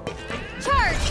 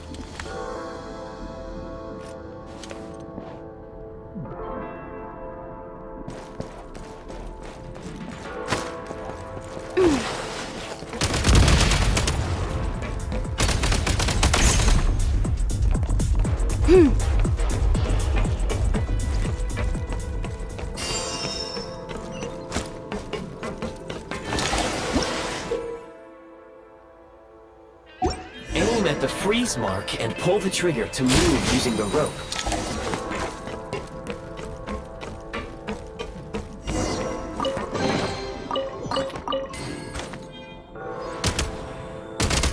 Need a refill!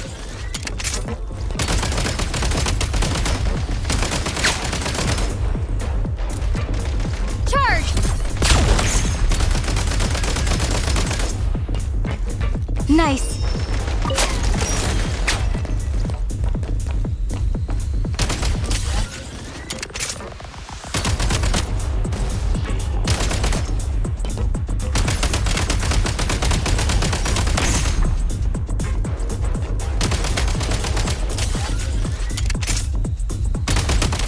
Some supply points can restore a small amount of stamina. Press on.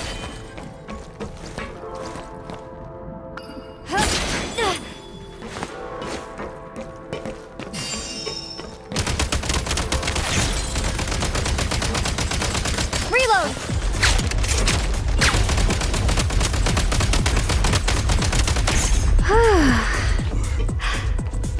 Gotta recharge.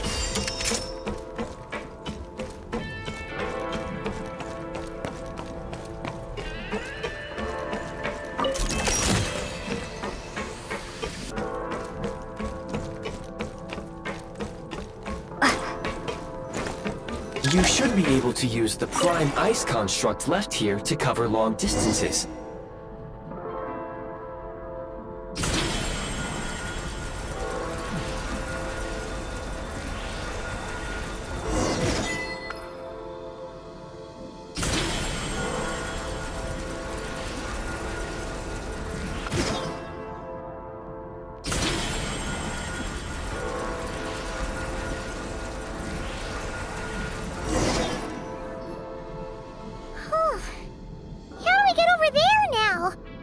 I recommend using this grappling gun. Such devices were originally used to secure structures in the Shadow Realm. If you detach the connected hook, the grappling gun will automatically fire a rope to another nearby hook. Okay. So, we just remove this hook, right?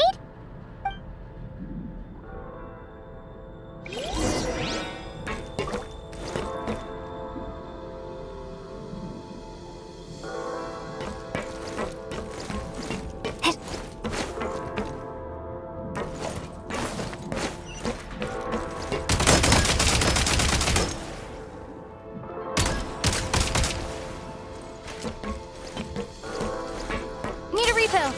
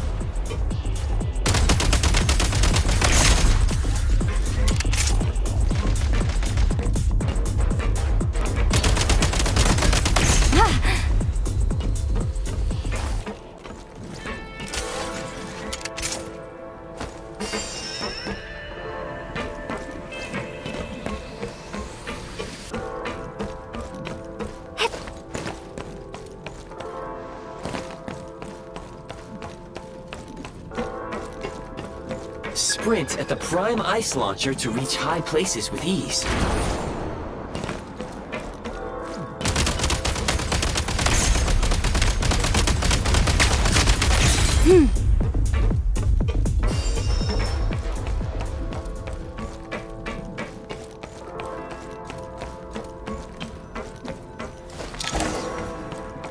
Usable munitions detected. Frag crystal. Need a refill. Taking cover.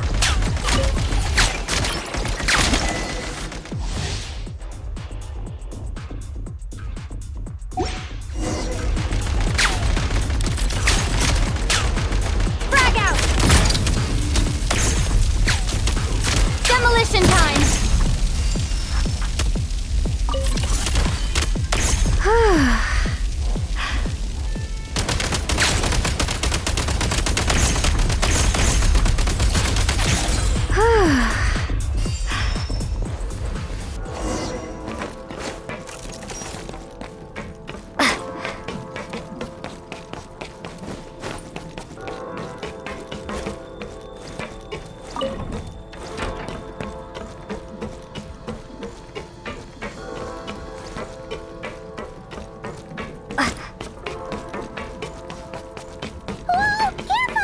Shift your center of gravity and slide down.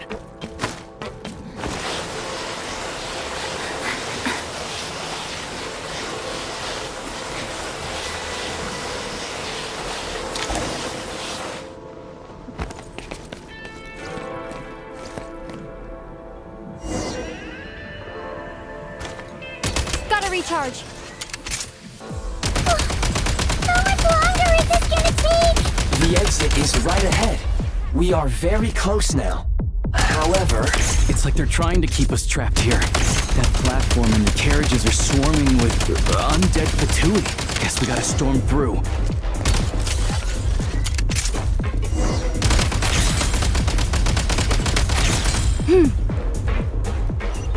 Back in business.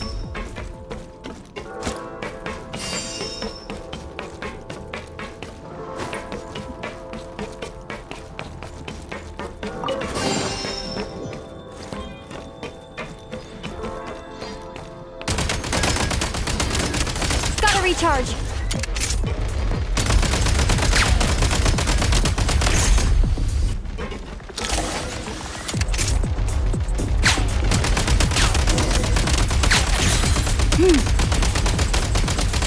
Need a refill.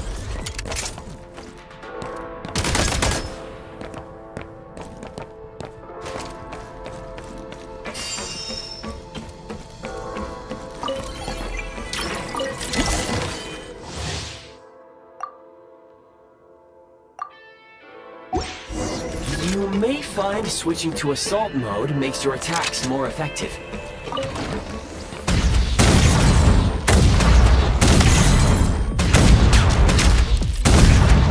Need a refill.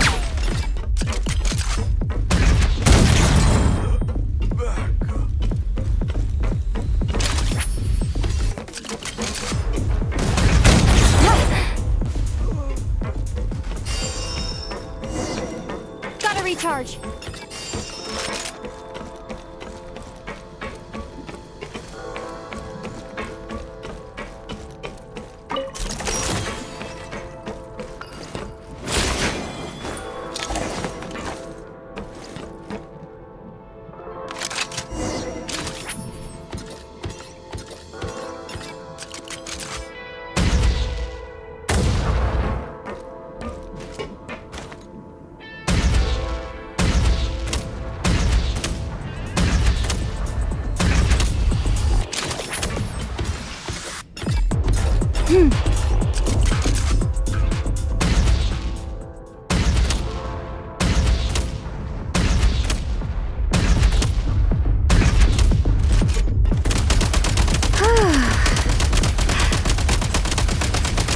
Switch mode.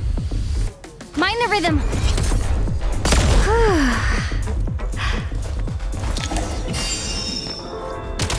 Need a refill. Try this. Change of tactics.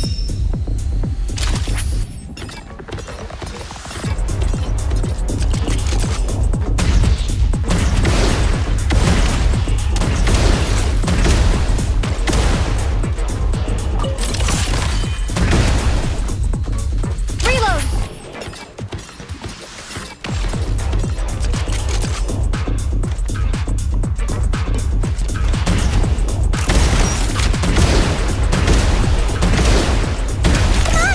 We're almost there!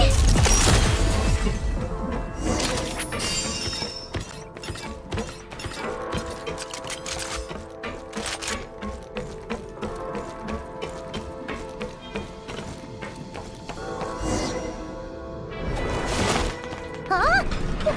Why is everything shaking so much? Looks like the Shadow Realm is about to sink back down into the depths.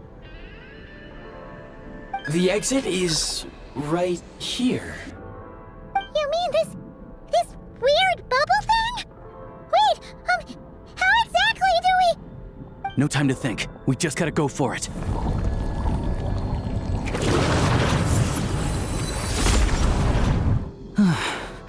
Looks like I was right.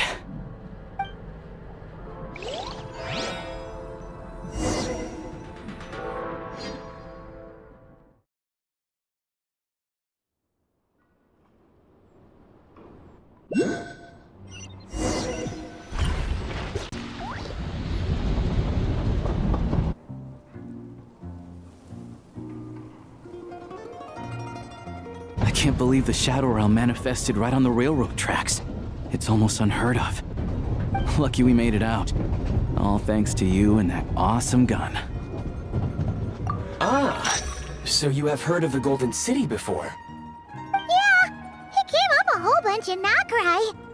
You're a pretty neat surprise in that sense, aren't you, Goggles? We had no idea they left cool gadgets like you behind.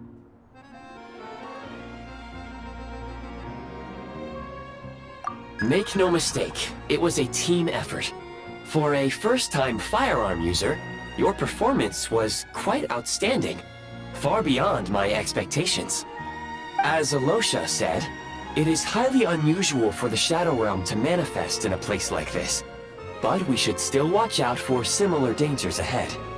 Oh, let's hope not. If anything else goes wrong with this trip, Paimon's gonna have train trauma for life. The Shadow Realm can appear anywhere, not just on the railroad. I am simply advising that we take sensible precautions. Now, if you wish to further calibrate and upgrade your firearm, you may do so over there, provided you have the necessary components.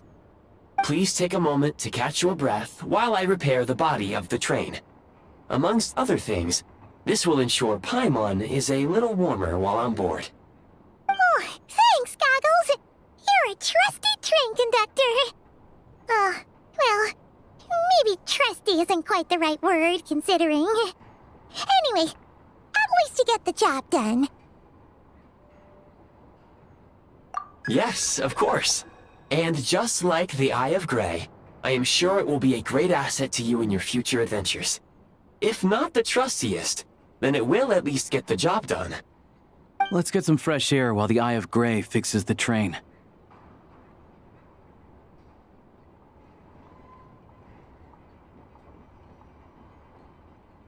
Yeah, sure. Paimon wants to forget all about the Shadow Realm. It was so creepy in there. Stretching our legs might help take our mind off things.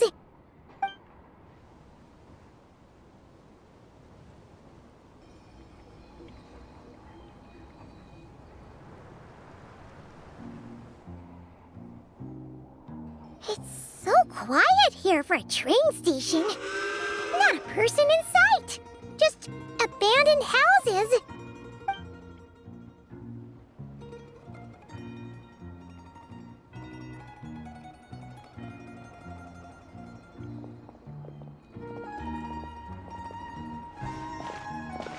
Huh? So much for repair? You've swapped our train out for a whole new model! My plan was to restore the train to its original appearance per my records as quickly as possible. Now that the repairs are complete, the train offers optimized performance and a significantly improved trendiness level. Huh. Didn't know trendiness was a parameter. According to my calculations, parameterization is the most effective way for the Eye of Grey to understand trendiness. Hyperborea, huh? I'm sure I've heard of that in a story somewhere. What an incredible little gadget you are.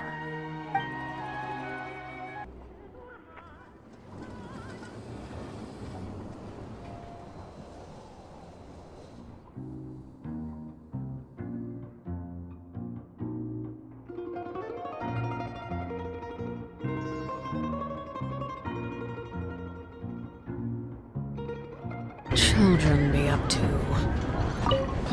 Never mind. Let them do as they please. We really had to build the railroad over a canyon, huh? You might want to avoid looking down if you're afraid of heights. No, it's not that. Paimon's just praying that we don't have yet another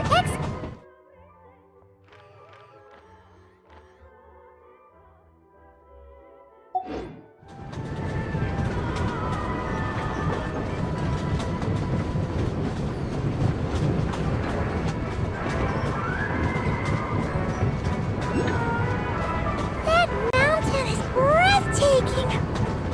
Reminds Paimon of Dragonspine.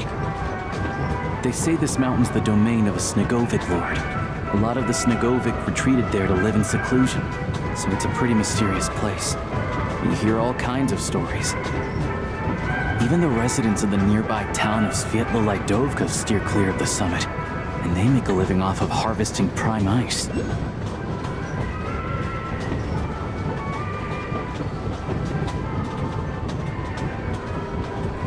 Look, Snezhnograd's just up ahead.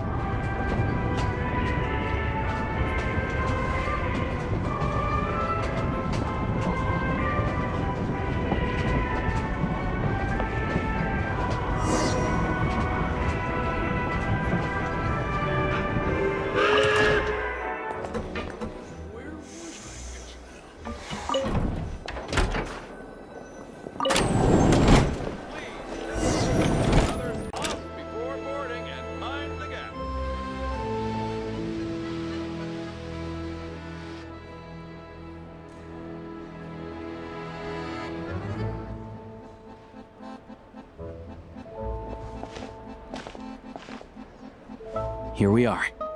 Welcome to Snezhnograd train station, the biggest transport hub in the nation. Wow! It's so majestic! Just flying from one side to the other would probably leave Paimon out of breath! It's built for maximum efficiency, but yes, transferring trains here can be a little tiring. In the future, you can use this train station to travel anywhere you want in Snezhnaya. For now, though, come with me. Let's get Paimon checked out. This way.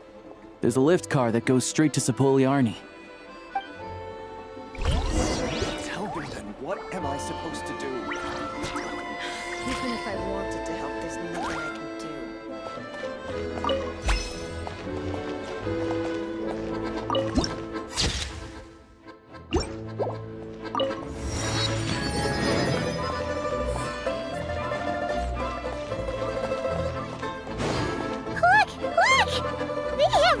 Funny-looking hats! And those ones are about the same height as Paimon!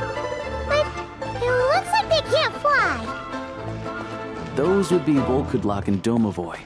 You'll also see the winged Vila and the snowborn Snegovic amongst others. No wonder! We'd heard that Snezhnaya used to be the realm of the Fae. Paimon can really see it now!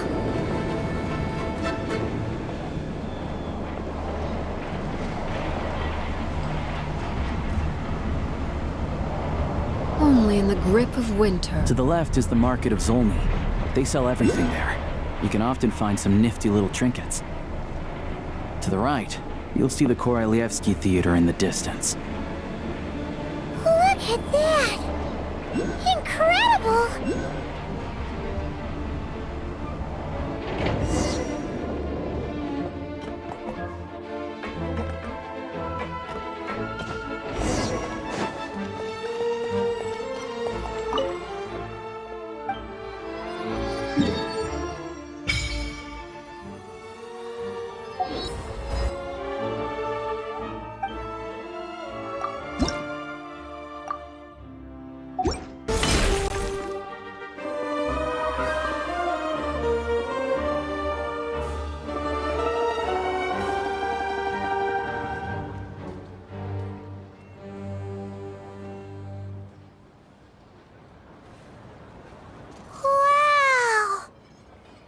Snezhnograd is stunning! Seeing it with our own eyes makes all the trouble we went through to get here worth it! I found it pretty stunning when I first came here too. But I soon found out that stunningly beautiful means stunningly expensive. The prices here are crazy. I'm just a small-time hunter, so Zolny is where I spend most of my time. This way will take us to Podvorier restaurant. They offer food and lodging there, so you can get settled in while I fetch the doctor. Is that gonna be stunningly expensive too? Yeah, I mean, there are places to stay in Zolny, but I highly doubt they'd meet your standards.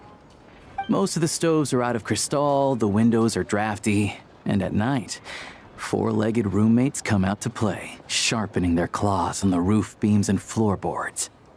Yep, no way. Not a chance Paimon's staying anywhere like that. Maybe we can split the cost of the room between us? Paimon still has some savings left. Fine then. It's your treat. Paimon will save her money for buying a nice little cake. Don't worry, you'll get some too. I'm glad to see you've perked up. If you find yourselves in the mood for some sightseeing later, there's a few places around here worth seeing. This way leads to Zapoliarny Palace, which serves as the Tsaritsa's audience chamber and also her personal quarters. The adjacent block is kind of a city in its own right. That's Glupov, the headquarters of the Fatui. Inside, there's a munitions factory known as the Armory Palace, producing a constant supply of all kinds of equipment for the Fatui. A lot of important research happens there too. And over there is the Snezhnegrad Vecha, where all the big shots meet regularly to make policy decisions. These places are best admired from a distance. I'm sure I don't need to explain why. Yeah, they probably have super strict security. We're not looking for trouble right now. The downtown area is near the center of Zapoliarny. That's where you'll find the restaurants, bookstores, and gift shops. Another place of interest is the Northland Bank, which is over this way. Oh, and I'm sure you'll want to make contact with the Adventurers Guild at some point, right? That's right here. Ooh, speaking of adventuring, we use alchemy quite a lot. Do you know where we can find a crafting bench? No one practices alchemy at Snezhnegrad, I'm afraid. Apparently there's some historical reason for it. Oh, we'll just have to use the one on the train then. Kinda inconvenient. Wait, how come there's one on the train if that's Snezhnayan too? Yeah, I don't know. Not my area of expertise. Still, I wouldn't say the absence of alchemy makes life here any less convenient. Anyway... Finally, there's Zolny in that direction. It's mostly residential buildings and factories, but there's a few shops too. Worth a look around if you're interested. That's about it. You guys go ahead and get checked in while I track down my doctor friend. Sounds good. Thanks for all the recommendations. It'll be good to get out of the cold wind. Paimon's starting to feel another headache coming on. Podvorye restaurant is right this way.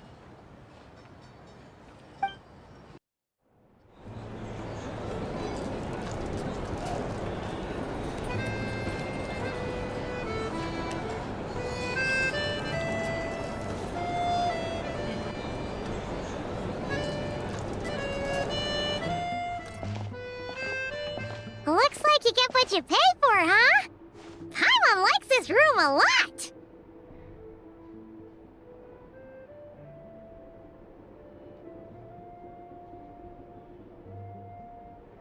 Yeah, much better now that we're out of the cold.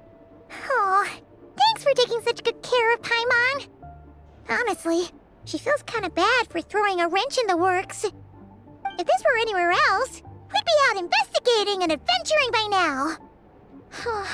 But instead, we're stuck here waiting for a doctor.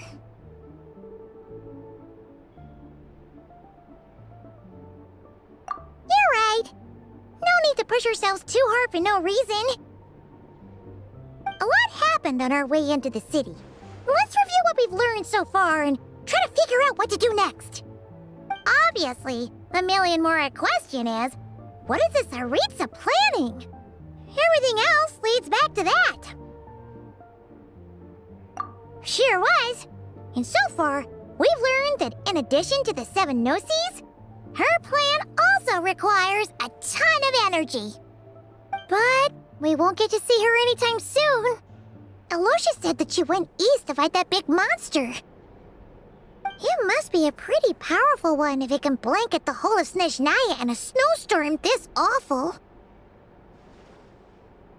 To be honest, what we're really lacking right now is information. The kind of information that only the higher-ups in the government would know, not word on the street type of info. Paimon can't think of a few people who might be able to help us, but...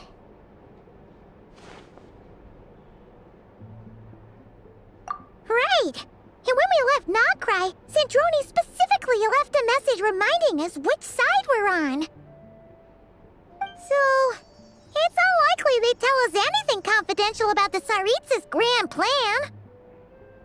Yeah, fair point. Besides, that Gloop-Off place is right nearby. We've got nothing to lose, so it'll be a waste not to go. There's gotta be someone there willing to talk to us, right? Maybe Arlecchino or Sandrone?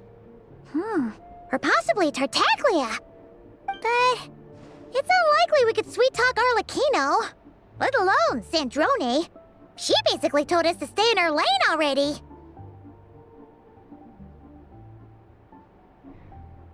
Yeah, the last time was all the way back in Fontaine, right? Too bad we missed him in Nogcry. Apparently, he came to help out. Hello. Is there a traveler in Paimon in there? That's Alosha! Come in! Hello, I'm Dr. Luneva. Alosha mentioned that one of you is feeling a little under the weather. I see. So you're my patient today, yes? And you're, Faye, I presume? Good question. Paimon's not too sure either, but she's definitely not the same kind of Faye as the ones we saw at the train station. Is that gonna be an issue? Not exactly. It's just, I'm used to treating human patients. Fae tend to be far more resilient than even the healthiest and most long-lived of humans. But don't worry, I do have some experience treating Fae. I've even diagnosed plenty of cats and dogs in my time. Safe to say, I have a fairly eclectic range of expertise. It'll be fine. Paimon's basically the same as a human. Right? We're no different when it comes down to it, are we? More like you don't eat enough. The more talking you do, the more you need to eat.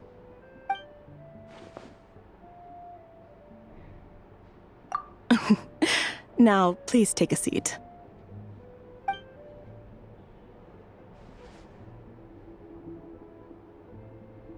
Okay, vital signs are good. Test results are all within normal ranges. I don't think it's anything serious. More than likely, you've just caught a cold. I can give you some medicine to tide you over, but as long as you rest properly for the next couple of days, you should feel better. Make sure to keep an eye on your temperature, though. If you find yourself with a persistent low-grade fever, or if your symptoms don't improve, just contact me again. Sounds like there's no cause for alarm.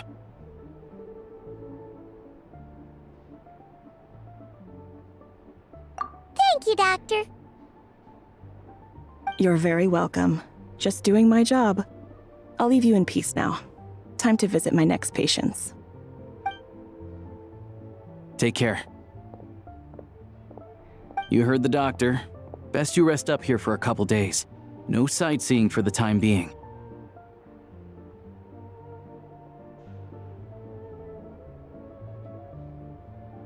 All right then. Guess we've got no choice. Let's just treat it as a short vacation. I have to get back to it. If you need anything else from the doctor or me, go to the Hunter Trade Station in Zolny.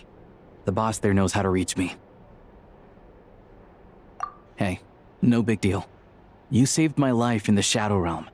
This is the least I could do. See you around.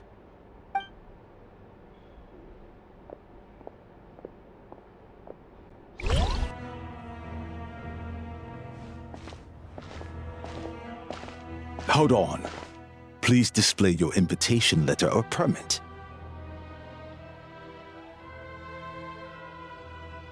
Glupov does not accept meeting requests without a prior appointment. You'll have to apply per the advertised booking process and wait until your invitation letter is issued. Might I ask who you're hoping to visit? Another one who thinks the rules don't apply to them. I don't understand why people think they can just talk their way in here. You don't just show up and land a meeting with the Harbinger. But I have to go through the motions for protocol's sake. Honestly, it's such a waste of time asking when I already know what the answer's gonna be. Wait a moment. I'll pass on your message. If child is unavailable, you'll have to go through the proper procedure.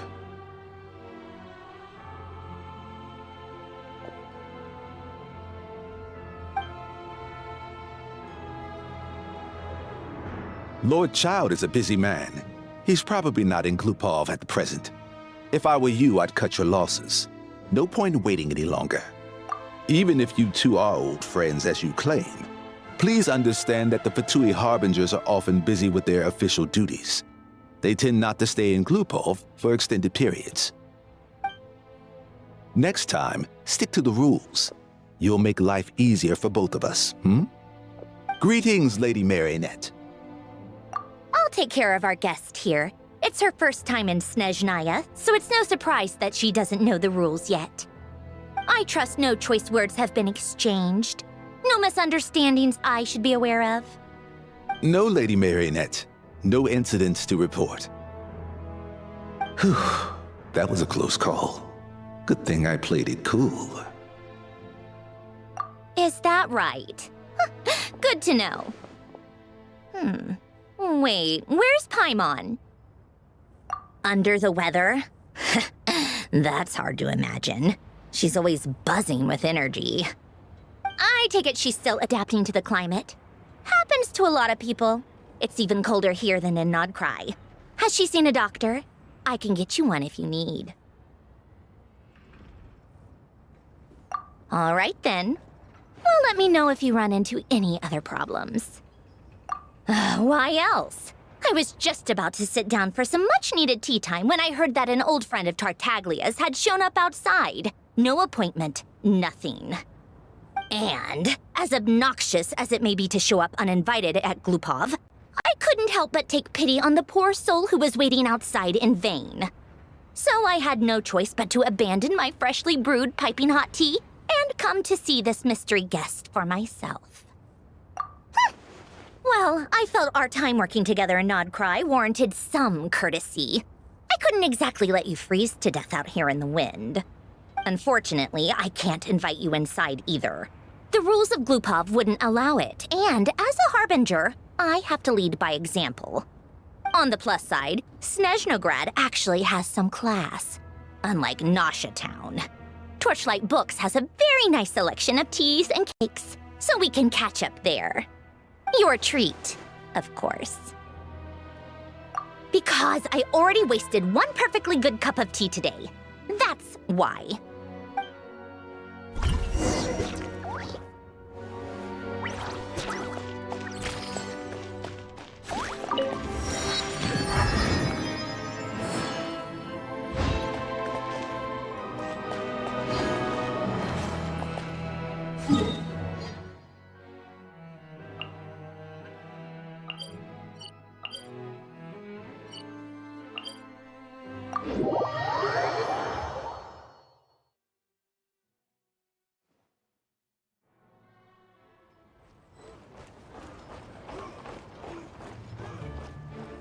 Staring into my eyes is ill-advised.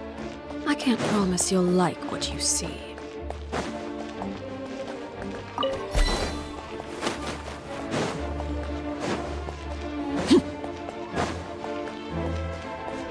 Only in the grip of winter do people truly appreciate the warmth of flames.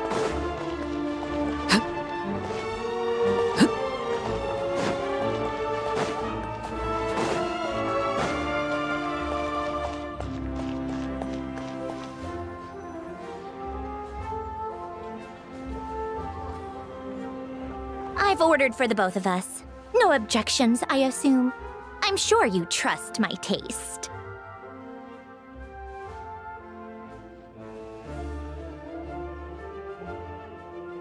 Okay, let's get down to business. I'm guessing you don't actually have any urgent business with Tartaglia, per se. You just want information, right?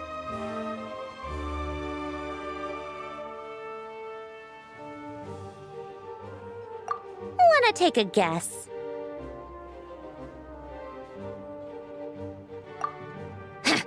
Of course you'd say that. You shouldn't underestimate Counselor Tartaglia, you know.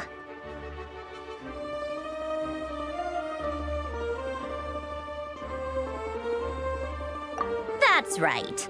I'm sure you've heard of the Snezhnograd Vecha by now. Well, he's busy preparing some paperwork for their next meeting. They'll be discussing yet another extension to Project Stuja. It's basically all anyone cares about in the Vecha these days. Yeah, he's more of the shoot first, ask questions later sort, isn't he? It all started with a very detailed letter that Capitano left for the jester, Piero, before leaving for Natlan. In that letter, he detailed the future arrangements for his subordinates. All of his key people were reassigned to Tartaglia. I guess he'd already prepared to leave us for good all the way back then. But Piero didn't reveal the contents of the letter until the events in Natlan had concluded.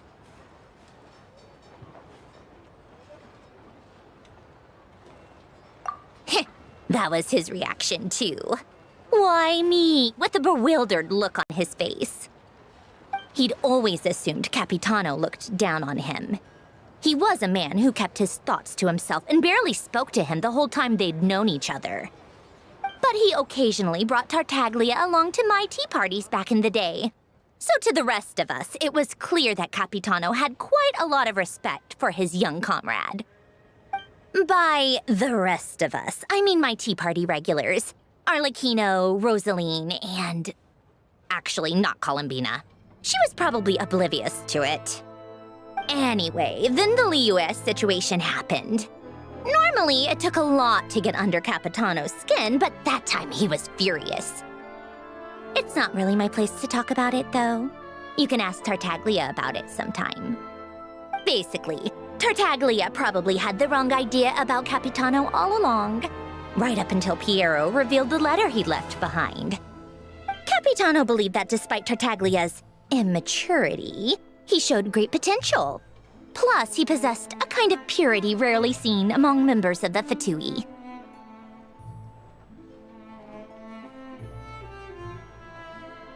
Yeah, it's one of the few things that I'd agree those two have in common. But there's one other reason why Capitano chose Tartaglia to assume command of his troops. He knew that after he was gone, several of the others would swoop in on his army like vultures. With the ones who stood to benefit the most being the rooster Pulcinella and Regrator Pantalone. Once they divided Capitano's troops between them, they'd be more powerful than ever. No one would be able to stop them. So, you can see why Capitano chose to hand that letter to Piero, right? Exactly. Piero also needed to back a harbinger as soon as possible. And all things considered, Tartaglia was the best choice. Even though Tartaglia has had the support of Northland Bank for a long time, he and Pantalone are ultimately not cut from the same cloth. I'd say Capitano made a good judgment call. Anyone else caught in this situation would probably feel like they'd been hung out to dry. His best course of action will be to distance himself from any shady business, while still maintaining friendly relations with Pantalone, but seeking Pulcinella's support at the same time. What's the point in having a tea party if you don't spill a little tea? Besides, none of this is confidential anyway. Ask any journalist out there. They'll give you all the lurid details. You'll see it firsthand if you ever sit in on a session of the Snezhnograd Vecha. All the factional strife, whether open or unspoken, it plays out for all to see in that one little room. Having a voice in the Vecha is the only way to steer policies in your favor. So, every person in that room represents a particular interest group. Pantalone, for instance, represents the financial sector, and Tartaglia represents the Fatui soldiers. Personally, I have no interest in political jousting, but since I have a number of engineers and researchers under my command, I have to make their voices heard. Then there's Pulcinella, the linchpin of the Vecha. He represents politics itself. Everything involves him, so nothing can bypass him. any issue that comes up, he knows how to mediate. That's what the Tsaritsa values most about him. I'm starting to see why everyone is so frustrated with the way things are, but also powerless to change it. A complex web of interests connects all parties involved, and the Tsaritsa sitting at the top adds another layer of complexity. It must be nearly impossible to come up with a perfect solution. All right, I'm done carrying this conversation. Time for you to answer a question of mine. You must have known that you can get the info you needed from me. So why was Tartaglia the first person you asked to see and not me? Huh? Jealous? As if. Wait. Oh, I think I know what it is. Columbina passed on my message to you before you left Notcry, right? I only meant you should be mindful of which side you're on. Is that actually why you didn't ask for me? Because you took that to heart?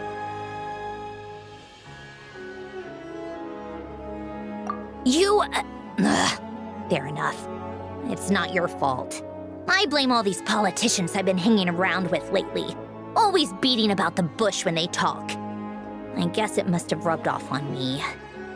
Anyway, just ask for my help next time, okay? Little things like this are no problem. Lady Marionette. What now? Can't you see I'm on my break? Whatever it is, just leave it on my desk. I'll look at it later. Sorry to disturb you during your break, ma'am, but I'm afraid it's an emergency. Isn't it always? I've told you before, fixing the tracks and transporting ice blocks does not constitute an emergency. The equipment in Svietlo-Laidovka is in urgent need of maintenance.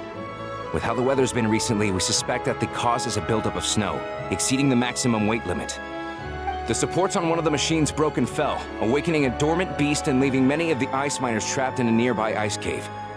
Luckily, Odette's team was nearby and launched a rescue operation, but we're still facing a severe manpower shortage for both the rescue and engineering teams. I guess that's it then. Our tea party will have to end here. I'm the only engineer you'll need.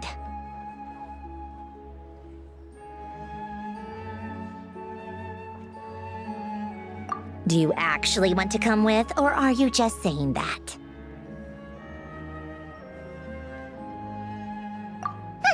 Nice of you to return the favor. I'll have a couple of people look after Paimon. They can let her know that you had to step out for a while. Given how urgent this is, I'm sure she'll understand. And honestly, I'd rather have your help than anyone else's. Between your skills and experience, you'd be reliable help. Then let's go. You, take 2 people to Podvorye restaurant. Find her room and watch it like a hawk until we get back. If anything happens to Paimon, you'll be answering to me. Yes, Lady Marionette.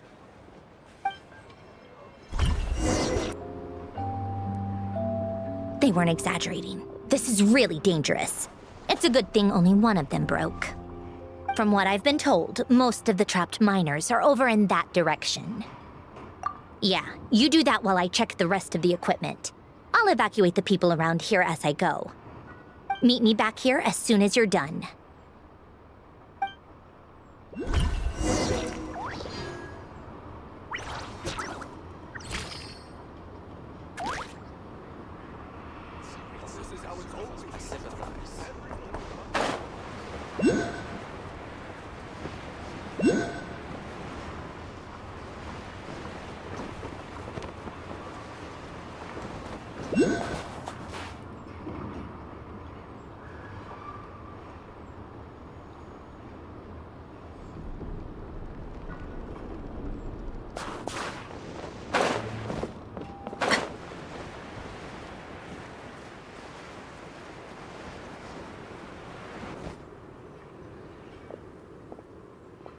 I have to be getting close. Don't go any further.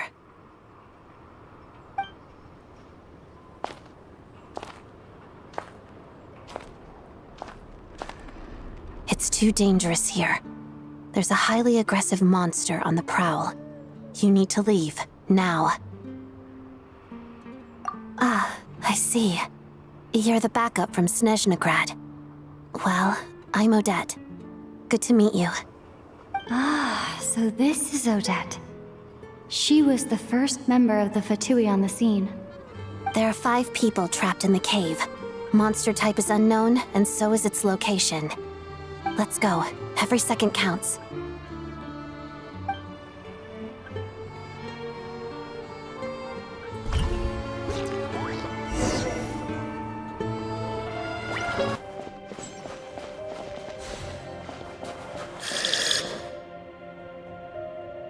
This must be the monster's shadow.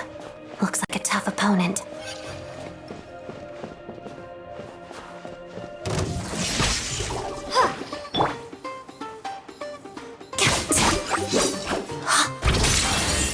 Together.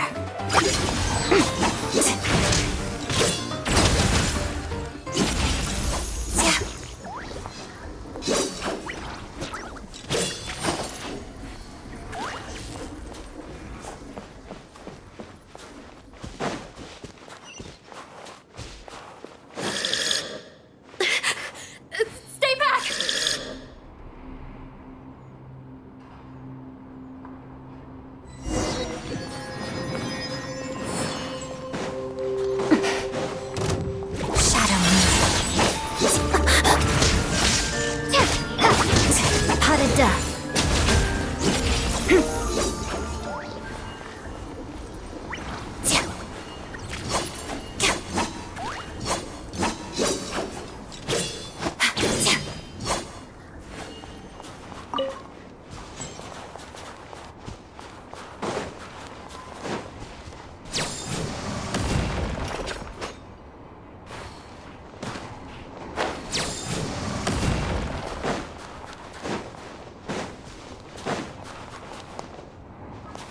I see them. They're right behind the monster. The monster seems very agitated. It could attack at any moment. Let's make the first move.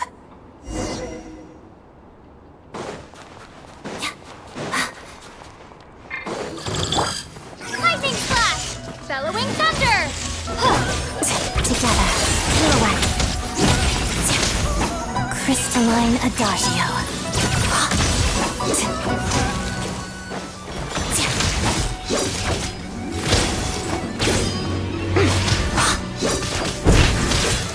Let's begin.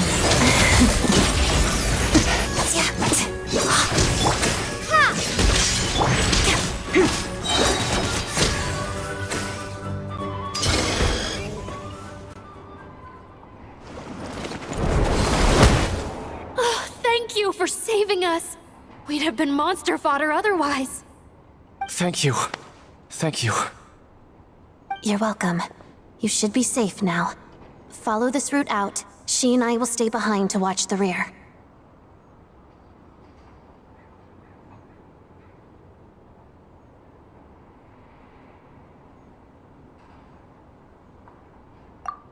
Thank you. Come on, let's go. This way.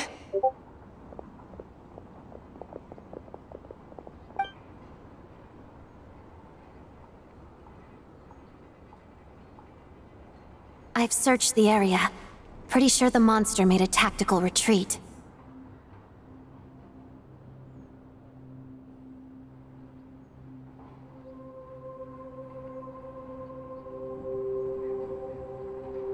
Yeah, but with us here, it won't be coming back anytime soon.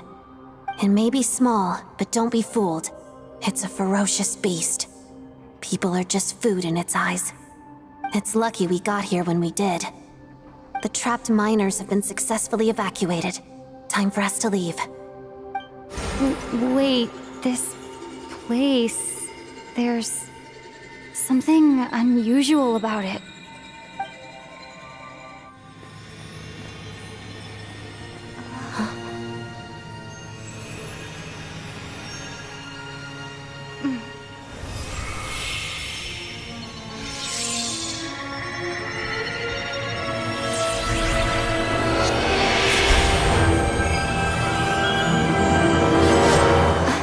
What is that? I don't know. It's back? Guess it has family.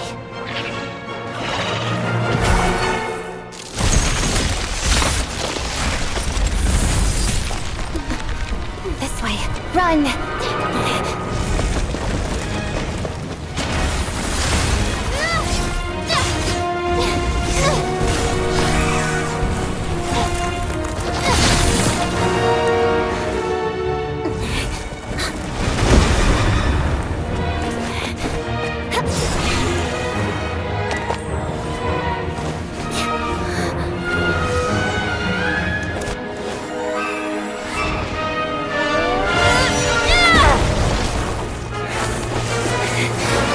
Thanks. Let's get out of here.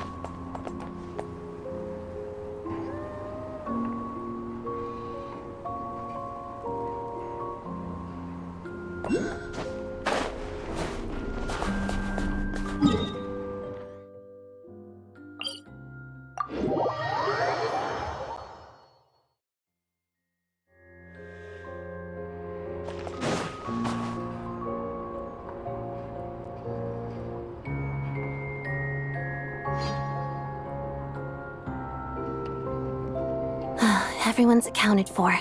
We managed to rescue them all. We also placed a sign at the entrance to the cave, warning people to stay away. You really held your own today. I still don't know your name.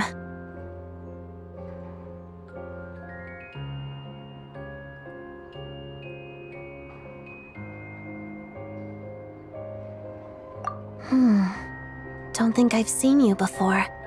I'll remember the name. All right then. See you around. Hello, Lady Marionette. I hear the rescue operation was a great success. I knew I could count on you. What brings you here, Odette? Here for a performance? No, a Fatui mission. I happened to be nearby and heard the crash.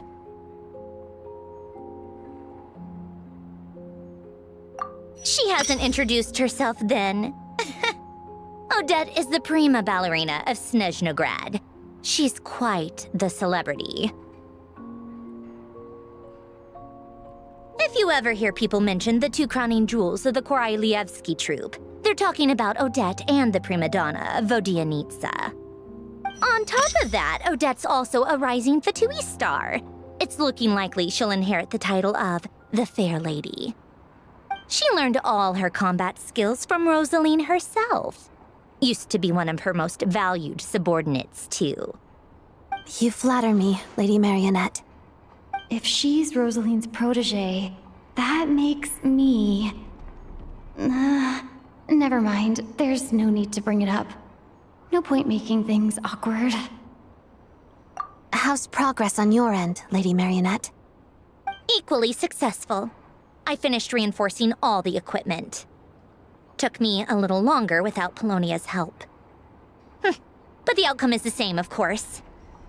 Even if the heavy snowfall summoned by that monster lasts for another 3 months straight, this equipment won't give way. All right, now that we're done here, it's time to get out of this blizzard. Sure, but Snezhnograd will send someone to investigate and draw up a relief plan. And I guess I'll have to write the incident report myself this time. since it involves a mechanical malfunction. First, Pantalone needs to approve the budget, then Pulcinella has to sign off on the plan.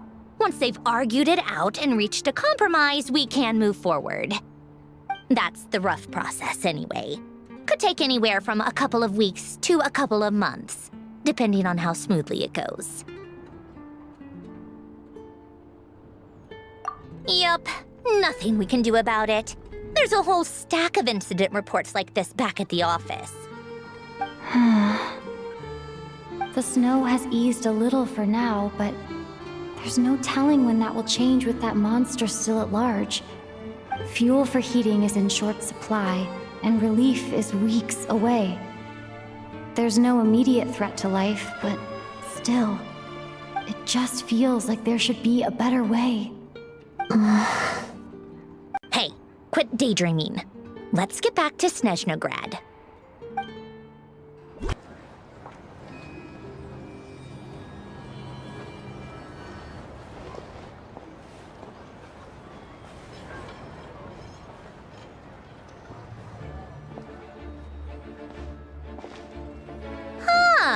Well, if it isn't Counselor Tartaglia, Mr. Big Shot himself.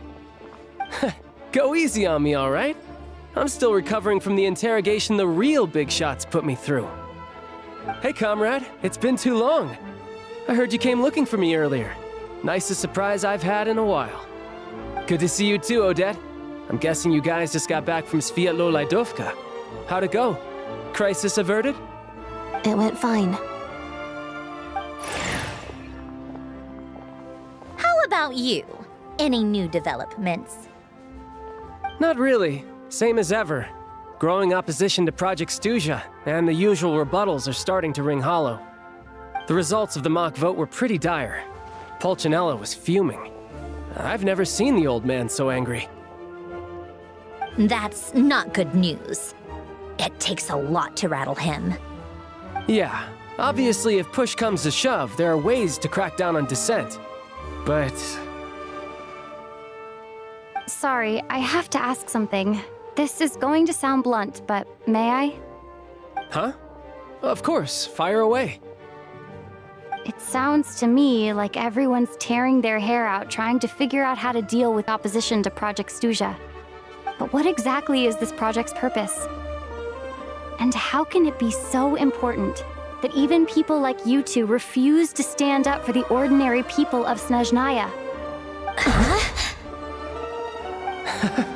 Interesting. I gotta hand it to you, comrade. You sure don't mince your words. Excuse her? What does she mean? Refuse to stand up for ordinary people? Oh my gosh. How does she dare speak to the Harbingers like that? Are you interrogating us now? It's okay, Sandrone. Let me explain. I think I understand where she's coming from. If I could, I'd take your side right now. In fact, my position's very similar to yours. I've only held back on casting a dissenting vote in the Vecha because the Tsaritsa would never let me get away with it. Still, I have a responsibility to the Fatui armed forces, so I do what I can to make their voices heard. Most of them are just regular folks from small towns far from the capital.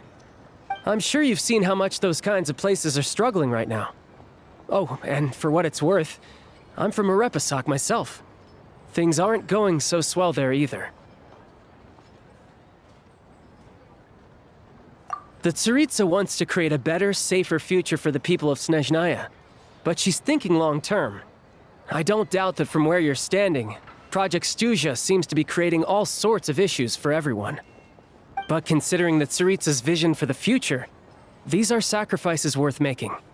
Sounds cold, I know, but I promise it's not as black and white as it seems.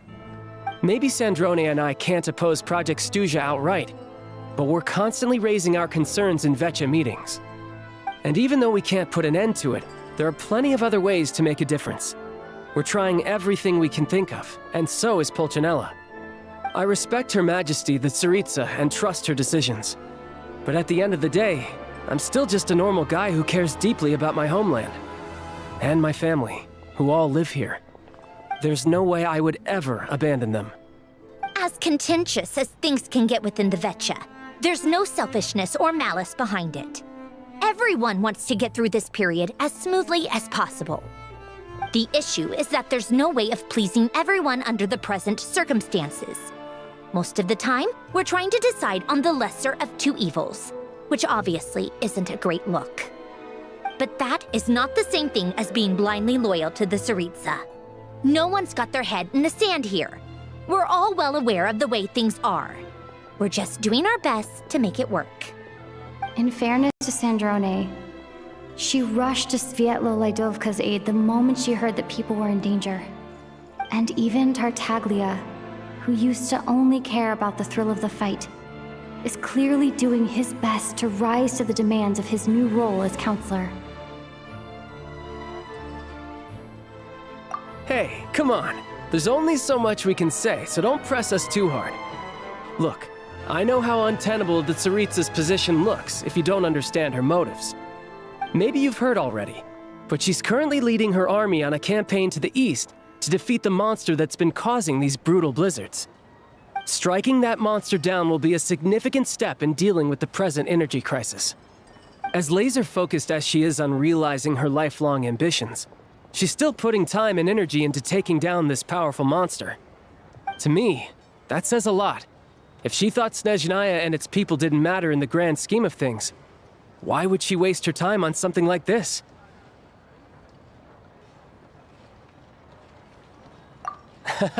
Thanks. I meant every word I said, though. I wasn't just trying to placate you. I've already done more than enough diplomacy for one day. I still think this adventurer raises a very important point. Our two harbingers have made their positions very clear. But there are many others in the Vecha who must feel trapped and forced to vote against their conscience.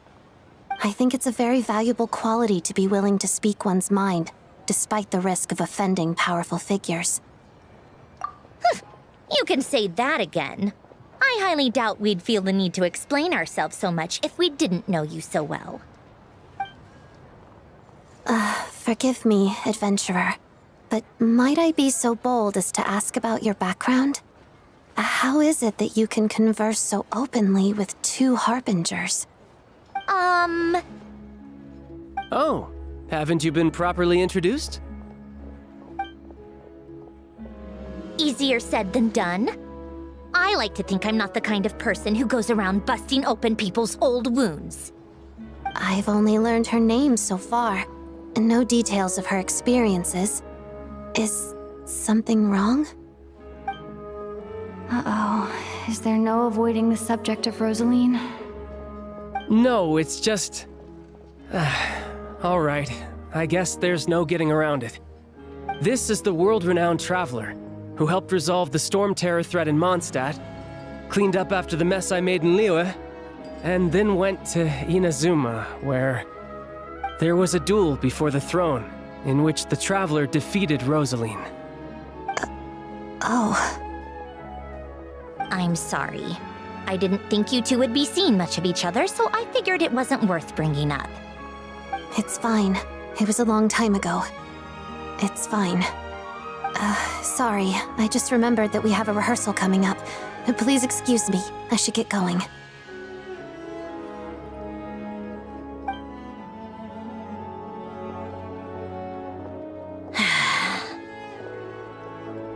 I've mentioned this to you before, remember? She was Rosaline's most valued subordinate. But they didn't actually get along. Not that Rosaline was really the type of person to make friends, but death has a way of resolving a lot of conflicts. Don't let it weigh on you. Like she said, it was a long time ago. It's in the past now. Odette has a very different personality from Rosaline. Give her some time. I'm sure she'll work through it.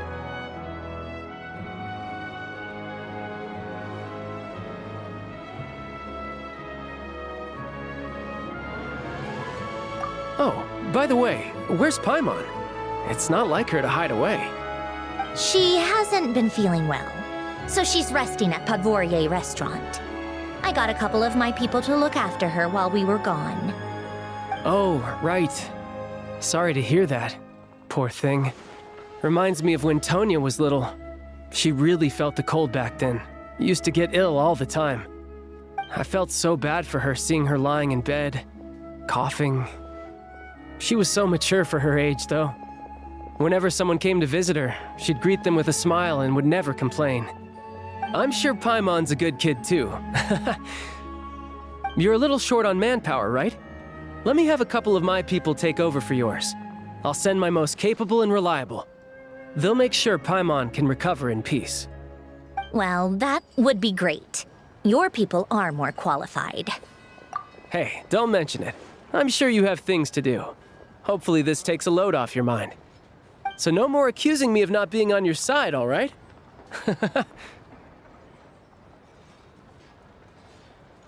Already?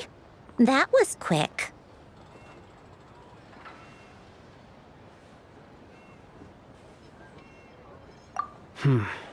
I'm afraid I can't help you there. Our director's recent movements are confidential. Even we're not in the loop. If you hadn't told me, I never would have known he'd gone south.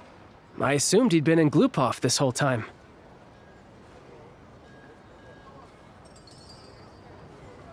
Well, I guess I'd better go sort out Paimon's security situation. I have some other work to catch up on at Glupov anyway. Me too. I have an incident report to write up. Let's leave it there for now.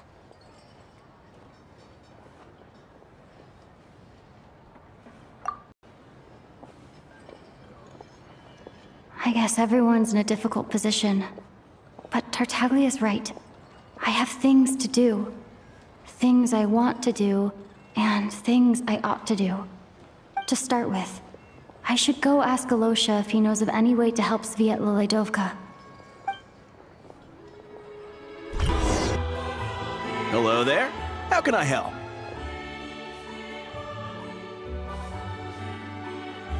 Ah, sure thing. Give me a second, I'll go fetch him for you.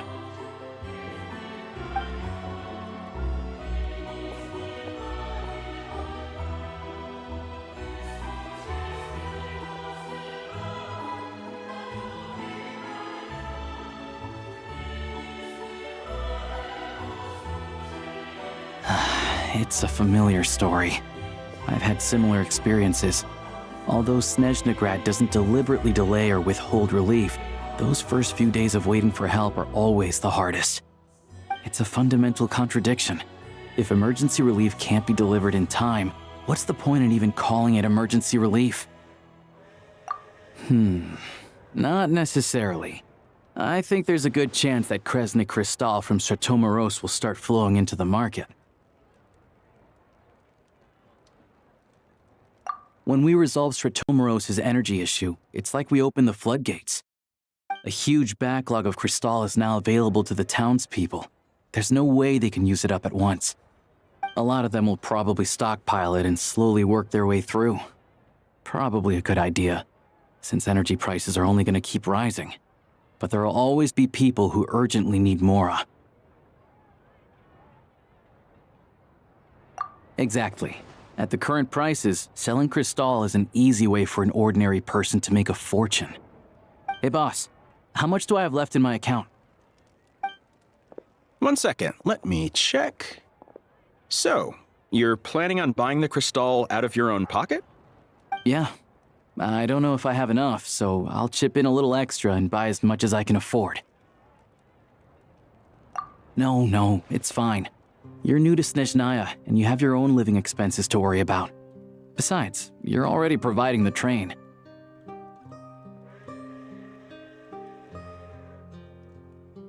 Here's your Mora.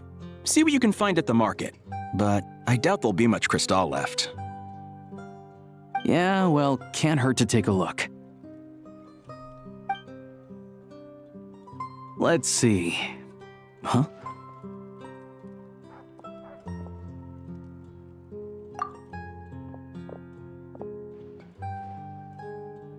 Oh, Alosha, and... Hello? I didn't realize you two knew each other. Yeah, I take on some odd jobs in the city to supplement my hunting income. Sometimes I work as a cleaner or prop hand at the theater where Odette is one of the big stars, so I've met her a few times. When the weather's as bad as this, It's better for a hunter to adapt than to keep looking for game. Yes, and we sometimes need extra help.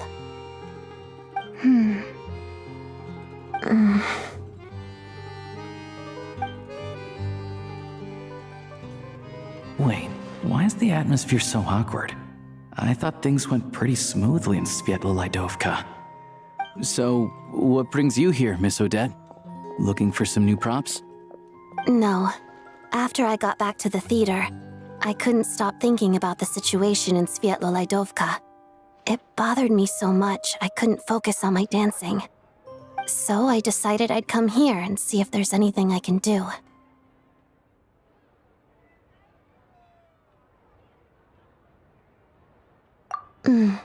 You too, I presume. I suppose that's why you're here. I didn't feel comfortable expressing my true opinions in front of the Harbingers. Not least because ordinary Fatui like me don't even know what Project Stuja is all about. Without knowing the full picture, I can't make sense of it. And at some point, if things aren't making sense to me, I can't just keep going along with it. So many people feel the same way. They wish they could do something, but all kinds of reservations hold them back. Explains why groups like the Roadcott are springing up to fill the gap. Yes. Well, that's one option. But there are risks to consider with organizations like that. The Fatui does not encourage their activities. Right, because things can get out of hand, and it's hard to hold the right people accountable when they do. I've heard about a few cases like that. Sandrone said Odette was on track to inherit the title of the Fair Lady. If so, she'll be able to find out what Project Stuja is really about. Still, it's probably a little soon to ask her about that.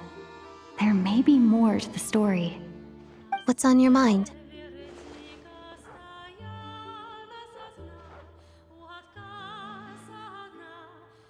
I think we can both agree that no matter which side you're on, it can't stop you from doing the right thing.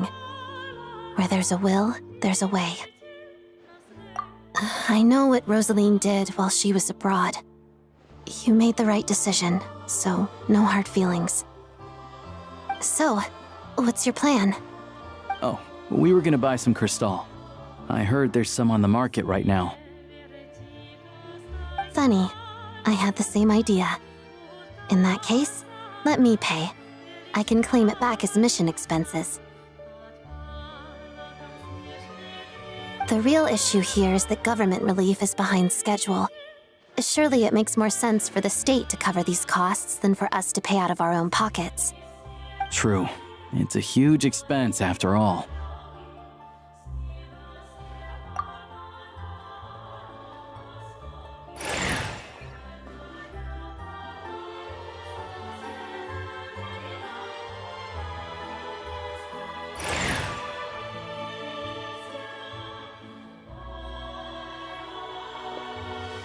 Let me see.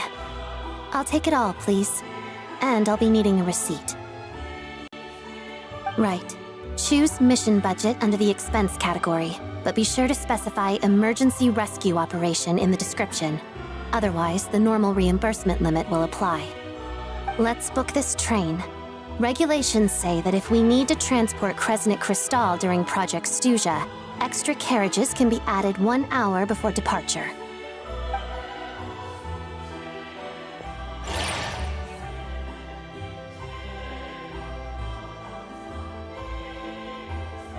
That should do it. The train will be escorted to its destination by Fatui guards. This is my first time seeing you handle Fatui affairs, Miss Odette. It seems you're as skilled an officer as you are a dancer. You flatter me. It's only because I've been doing both my whole life.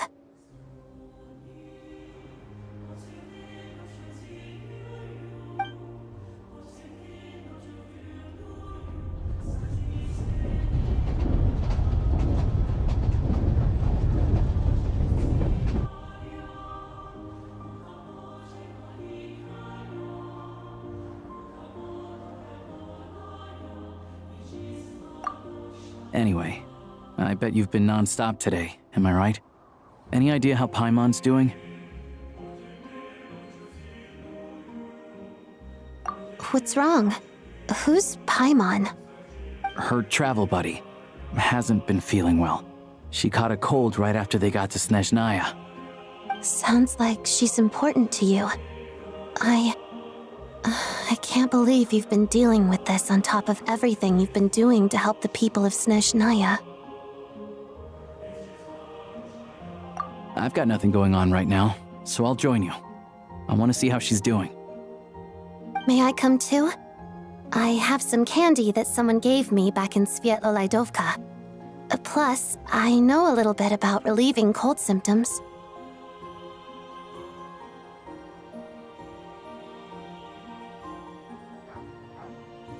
All right then, let's go.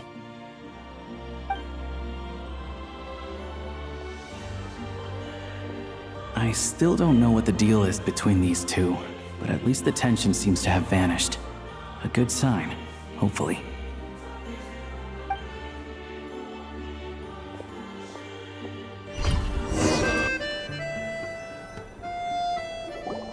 Hello. Sorry, but there's a sick person recovering in this room. Can I help you? What happened?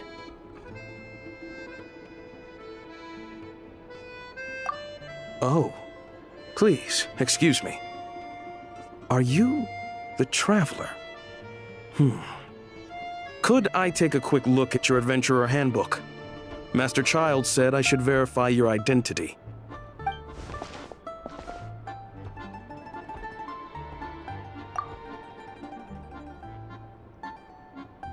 Ah, it's really you. Sorry for the inconvenience. We're under strict orders from Master Child to keep this room well guarded. At the same time, we can't interfere with Podvoye Restaurant's business.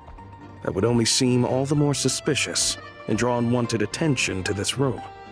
Besides myself, a few of my colleagues are stationed in and around the restaurant, in plain clothes, of course. Rest assured, you're in safe hands. I didn't expect such a high standard of protection. Well, Master Child handpicked us for this special assignment. We're not about to let anything go wrong. Anyway, I won't keep you any longer. Please, head inside.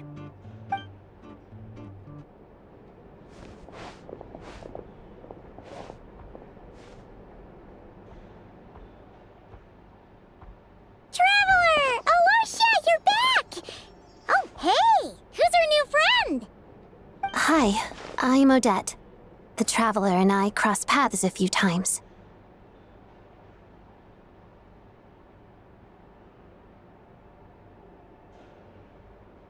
Another friend from the Fatui, huh?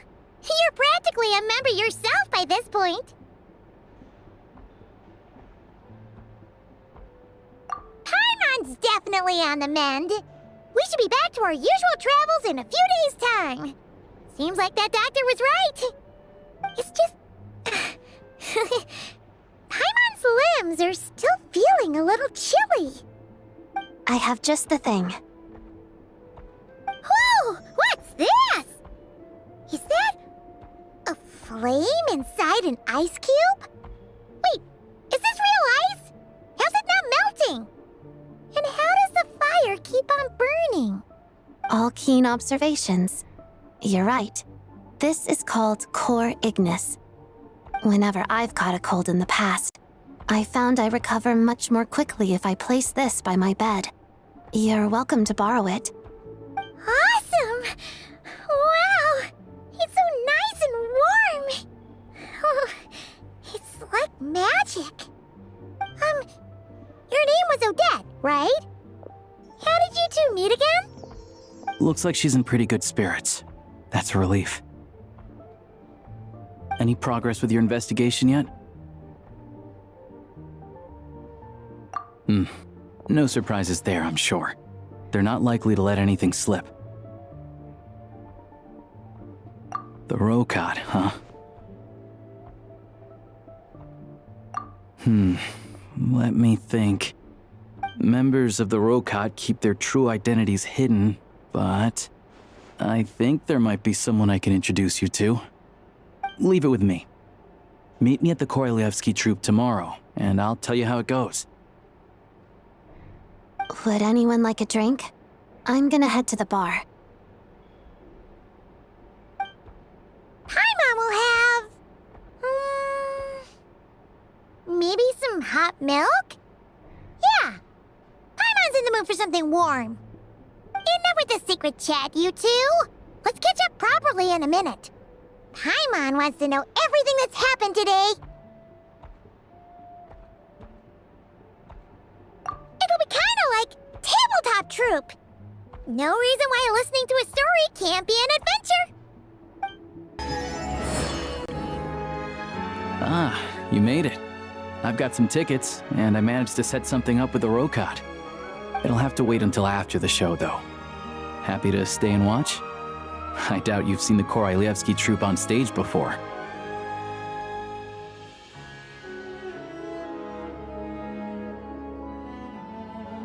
Pleasure. Here, this is the way in.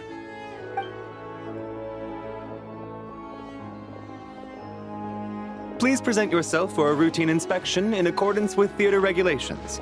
Thank you.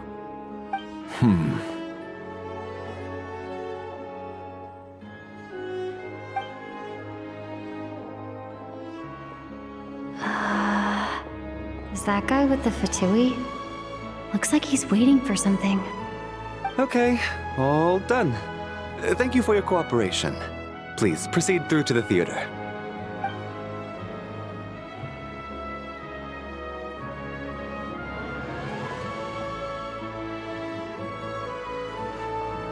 What's up? Everything okay? Snezhnaya's business and political leaders are always passing through here, so it makes sense that security's tight. Still, it's a little unusual to see the Fatui's Armory Palace Guard here. He's part of the Special Assignments Battalion, but I only ever see him here for one thing: to look for a guy named Mitya. Supposedly a researcher, though he never seems to put much time in at the office. The theater is one of his favorite places to hang out when he's playing hooky from work. But that's not for us to worry about. Let's go. The show's about to start.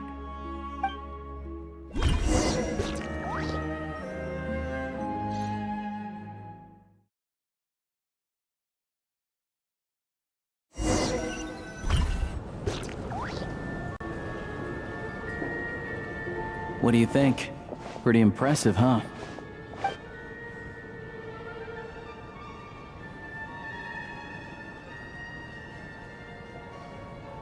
Oh, the one in Fontaine? I hear it's iconic. Never seen it for myself, though. Here we are, just in time. Sorry, coming through.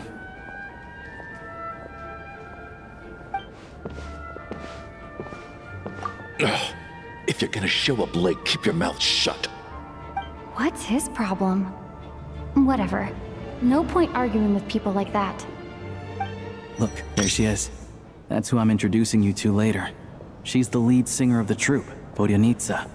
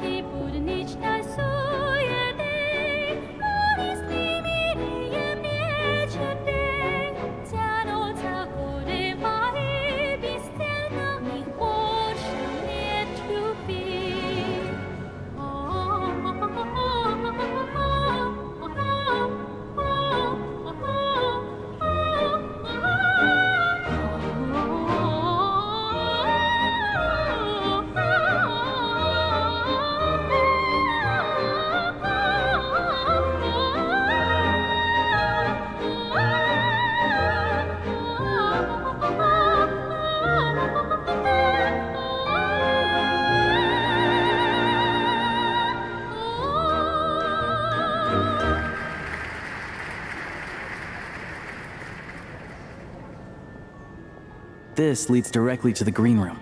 They're expecting us. Vodyanitsa will be waiting for us there.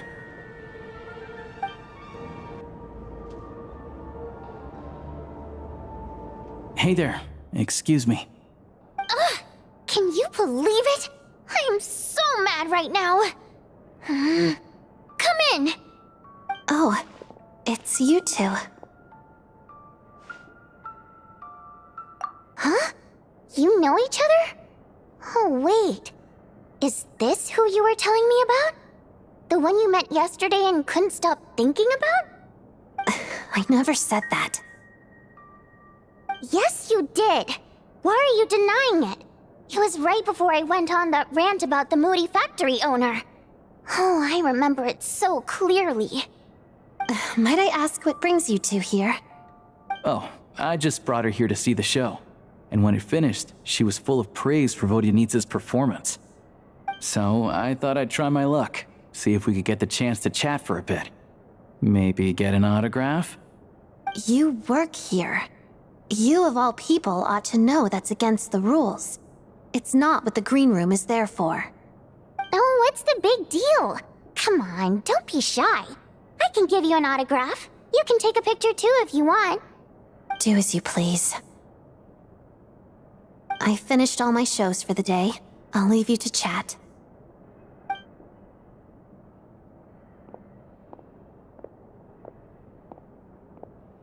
I wasn't making that stuff up, you know. Odette's just too proud to admit it. She thinks very highly of you, and so do I. You did the right thing in Svietloladovka. We're good. Odette's out of earshot. I'll lock the door. Confidentiality, of course. The Rokot is very strict on that. Whoa, Alosha! Not out loud! Not with an outsider here! Relax, I've taken care of it. Look at this. The President's reply sent this morning. Wait, so she's been approved to join? You told me last night that you wanted to get intel from the Rokot. Unfortunately, Rokot intel is only available to members. But ever since you set foot in Snezhnaya, we've been working together. I've seen the way you work, your character, and your motives. Everything about you is perfectly in alignment with what we're trying to achieve in the Rokot. So I figured I might as well cut to the chase. I wrote a letter to the President explaining your situation, including just the right amount of detail. His approval came very quickly. Of course, it's still your decision whether you want to join or not. We'll respect your choice.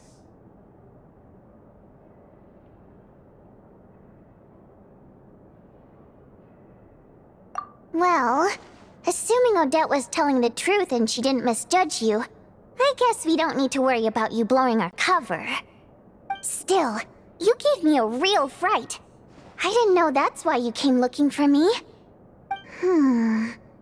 So, that stuff you said about admiring my performance, was that just because Odette was here? Did you actually mean it? Now you're talking. That's what I like to hear. Anyway, let me give you a quick rundown of how things work. Like I said, the Rokot is a covert organization, and we hide our identities. Members typically don't meet in person or even know each other's identities. This helps us maintain a high level of independence and secrecy. Because of this, members are basically free to decide their methods without constraints, so long as the outcome of any activity doesn't violate the organization's principles. After all, we don't have any ostensible contact with each other.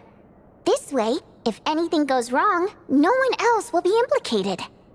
Beyond the freedom to choose how you operate, it's also your choice whether to act at all. We have plenty of members who have yet to take any action. In short, joining the Rokot in and of itself won't place any restrictions on your activity in Snezhnaya. There's a code of conduct you can read if it interests you. But basically, as long as you don't plan on using your anonymity to go around doing evil, you'll be fine. I tried reading it 5 or 6 times. Never made it all the way through. Even the most lackluster script makes for more interesting reading.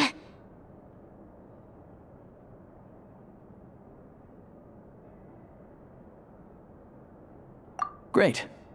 Then I'll go grab an official application form. Be right back.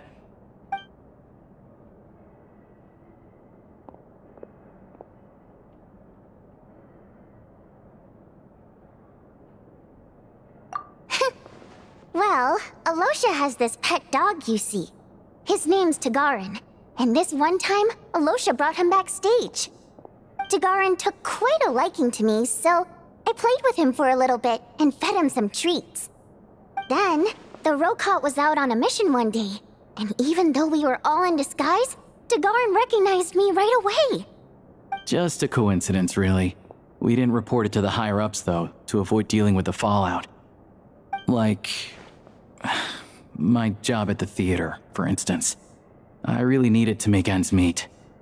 By the way, what were you complaining about just before we came in? Did everything go okay with Chuganov? Everything did not go okay. That's why I was so mad. I tried to make some small talk with him before I went on stage to fish for intel about the Iskra manufacturing plant. But he wouldn't take the bait. No matter what I said, he kept dodging the question. And then he started complaining. He said he didn't appreciate his second-rate seat in the stalls because he usually gets a private box. I mean, what did he expect? Everyone knows that if you want a box seat, you buy a ticket well in advance. But instead, he sends me a letter the day before the show when we're practically sold out.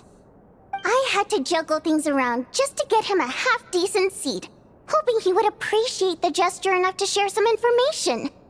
But nope, he didn't give me anything. Yeah, meeting Chuganov in person has definitely been a disappointing experience. Oh, you probably don't know who we're talking about, do you? Chuganov was that older guy you were sitting next to today. I'm sure he didn't make a great first impression on you either.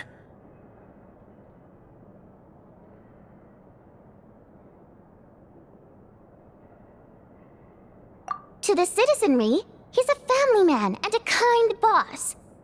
But our interactions with him tell a very different story. It's one thing to ask for a favor, but he acts like it's his right. He always expects special treatment. Take the ticket situation, for instance. I've actually gotten him a private box in the past. But not only was he not even grateful, now he's acting like I've sold him short this time. Not to mention that he's never paid for a single one of his tickets.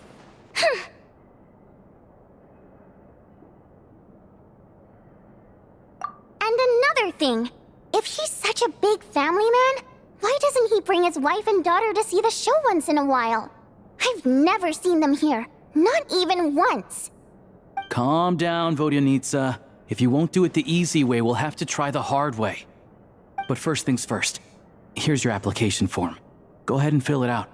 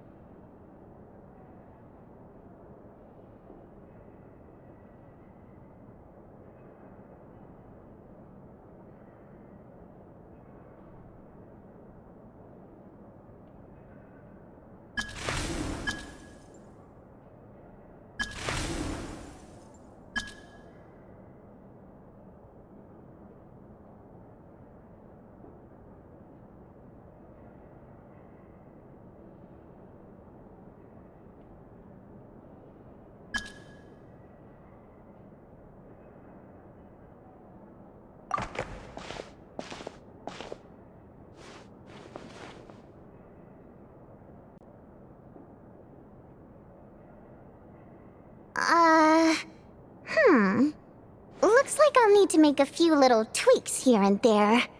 But other than that, you're good to go. All right. Now that we're officially Rokut comrades, I can tell you. Chukhanov is the target of our current operation. Recently, we've done some recon work at the Iskra manufacturing plant, which pretty much confirmed that their energy consumption is way beyond the legal limit. All we need now is some direct evidence to present to the VII, so we can demand that they shut the plant down. That way, the Kresnik Crystal can be allocated to where it's needed most. I was hoping he might let slip during one of our chats, but he's too tight-lipped. We'll have to find another way. I'm meeting another regular theater goer tonight, Mitya. But Valeri's here too, and he's probably looking for Mitya, so he may end up being a no-show. Don't you worry. He must know how to dodge Valeri, or he wouldn't be showing up on time for every performance. Mitya is a renowned energy expert. Although we can't get any direct evidence of the excessive energy consumption at the plant, we can accidentally let the information slip to him. The authorities should take someone like him seriously. So if he starts raising questions about energy use at the Iskra manufacturing plant, there will be a proper investigation. Also, we're not allowed on site, but he has clearance.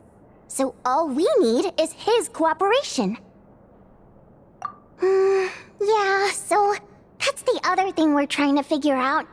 Though I think we're far less likely to make any progress on that front. Still, I hear that Mitya is a bit of a chatterbox. So, who knows? Maybe if we catch him in the right mood, he'll let something slip. What do you think? Sound like something worth your time? Okay, in that case, you guys find a seat somewhere nearby. Pretend you're a couple of buddies there to eat, and keep your ears peeled for useful information. He's a huge fan, so I doubt he'll have his guard up around me. But you two need to be convincing. If he suspects anything at all, he might stop talking. Sure. Don't worry. We'll make a believable pair of buddies.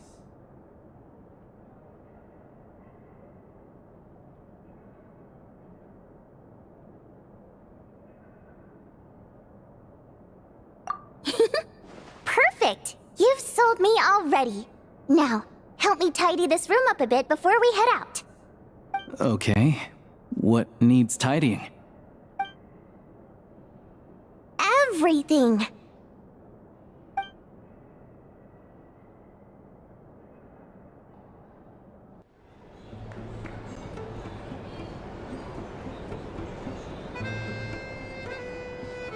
We come here often, so we shouldn't stand out. Let's sit here.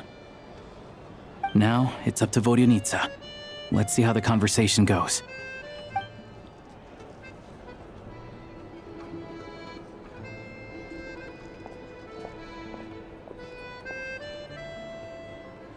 Mr. Mitya! Over here! Over here!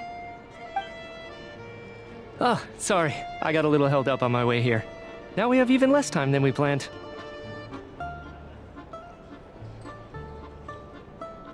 Go ahead and order some snacks and drinks, whatever you like. Let me see. According to my schedule, we still have 25 minutes left. You're really pressed for time today, huh? I was imagining this would be a leisurely chat. If you'd prefer, we can always reschedule for another afternoon when you have more time. No need. Getting to meet the lead singer is a very precious opportunity for me. I'm not about to pass it up. I've already had to decline your invitation several times because our schedules rarely align. If I don't grab this chance while it's here, who knows when the next one will come around? Well, it's very kind of you to make time just for me.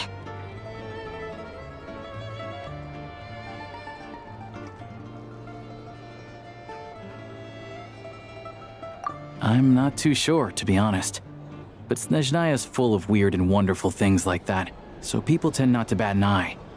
I'm sure the same will go for the Eye of Grey and Paimon. The reason I invited you out for tea and a chat today was to get some feedback from a true fan of the theater. Well, I genuinely have nothing bad to say.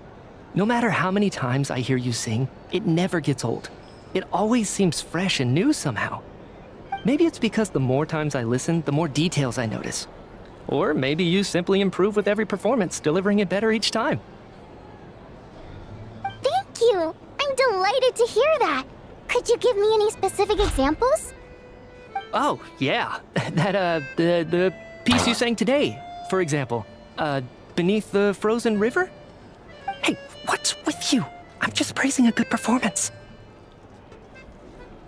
I always used to find that such a bleak and lonely song.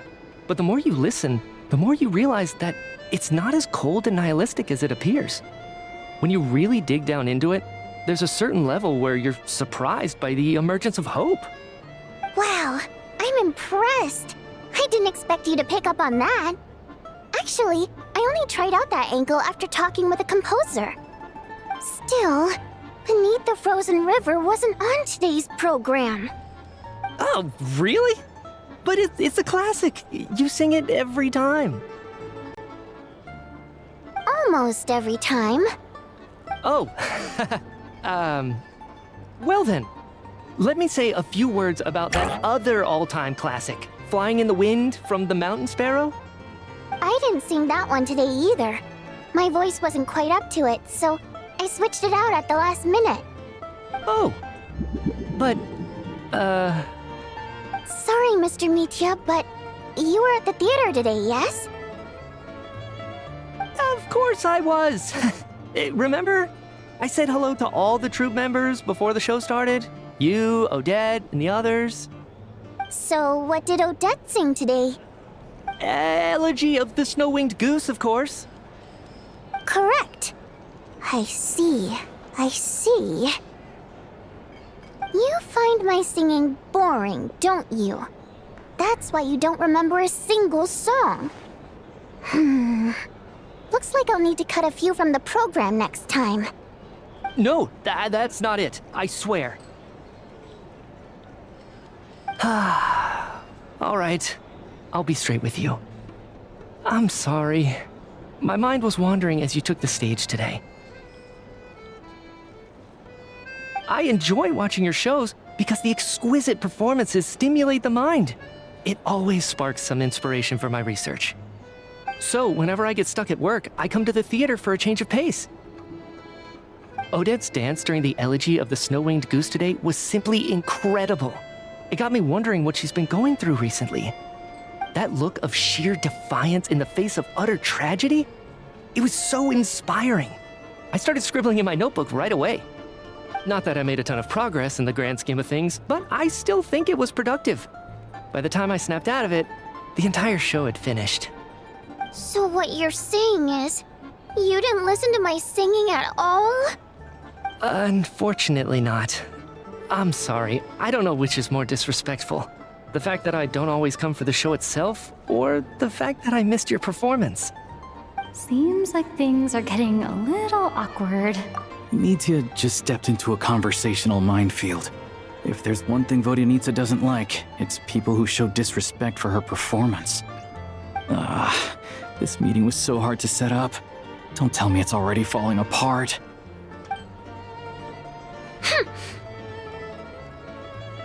It's fine. I suppose this is affirming in its own way. At least, it shows that our performance really touches people's hearts, right? Don't let it bother you. It certainly doesn't bother me. She's showing a lot of restraint.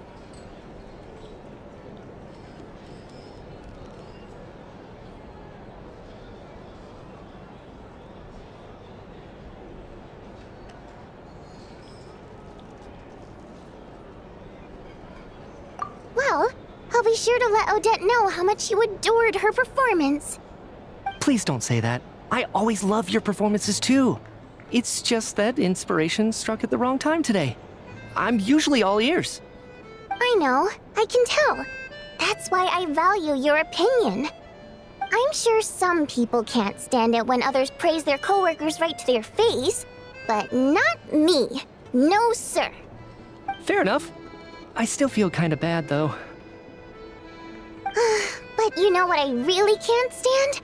People who only show up to the theater to pretend that they're cultured. Makes me sick to my stomach. Oh, yeah, 100%.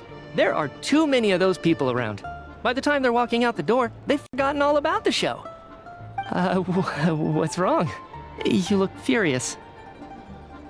I don't know if you've heard about the boss of the Iskra manufacturing plant. He isn't even a theater investor, but he always demands the same privileges as actual investors. Box tickets only, premium drinks, even the right to request specific songs. Well played, Vodyanitsa. Seems like she's harnessing her rage to steer the conversation back on track. Now that you mention it, I've interacted with that guy before. I gotta say, everyone holds him up as an example of a benevolent businessman, but I don't know. I don't see it. Yeah, he couldn't care less about what's happening on stage. He's just there to flaunt his social status. I hate that I have to prepare programs for guys like that. What's the big deal with that factory he runs anyway? I asked around a bit and heard some pretty shocking stories. Sounds like he's just another greedy capitalist. Oh, really? Yep, the things people are saying are pretty damning. Low wages, insanely long working hours, equipment running around the clock. And as if that's not bad enough, he also strictly forbids his employees from giving any kind of interview. Project Stuja has now been extended so many times, we're at the point where crystal rations for the common folk are barely enough to survive on. Yet he even wants to get his greedy hands on them just to boost his own profits. If the rumors are true, he's in serious violation of the law. Interesting. So you've heard about it too? What? So it's really true? Who knows? I've only heard the same rumors you have. But there's no smoke without fire. The Rooster's been coming down on us hard lately, demanding that we track and trace every single batch of Crystal. My coworkers in the Department of Energy have been tearing their hair out over it. The Rooster? I didn't realize he cared that much. Yeah. Even though there are no restrictions on Crystal trading, the poor will wind up freezing to death if we let the rich buy as much as they want. That's clearly unfair. Looks like we'll need to arrange an investigation into the Iskra manufacturing plant as soon as possible. I never knew you kept up with current affairs beyond the theater, Miss Vodyanitsa. You really have a heart for the common person. Most Fae in your position have long been indifferent to the plight of humans. Well, those of us who choose to live in human cities are naturally going to pay attention to any significant upheaval. Isn't the Rooster a Fae himself? I'm just surprised to learn that even someone with as much experience as him is getting so stressed out over Project Stuja. What is the end goal of this project anyway? This is it. We're finally going there.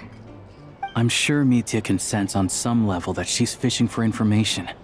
But since their conversation is so relaxed, he might just let something slip. It's stressing me out too. If I'd only made better progress with my research, things wouldn't have dragged on this long. Oh, so your work is related to Project Stuja? That's right. The Armory Palace needs a brand new energy source. Not the power of the Light Realm and not elemental energy. Right now, the only thing that meets the requirements is the power contained within stellar linchpins. But harnessing that power is costly. Each step of the process requires enormous amounts of Kresnik crystal, from extraction to quantification to attempts at conversion. Progress has been painfully slow, and the team is getting burned out as time goes by. Sometimes, I see people staring into space as if in a trance. Could it be that this new energy source has side effects? No, it doesn't affect us, because the energy is used for... Okay, I got it. Stop choking me. Sorry, I can't talk about that. I think we're all just exhausted. We've been working ourselves to the bone for so long with so little progress to show for it. It's no wonder people are struggling to stay motivated. Seems like I owe you an apology. I shouldn't have gotten so mad at you for not paying attention during the show. Don't worry about it. I count myself lucky, to be honest. I don't envy the people who work closely with the Tsaritsa herself. I'd much rather be in my current position. At least I don't have to shoulder any major responsibilities. So they're trying to develop a completely new kind of energy. Yeah, censored by a scarf. Who would have thought? Oh, dear. It looks like my time is up. I'm afraid I have to leave.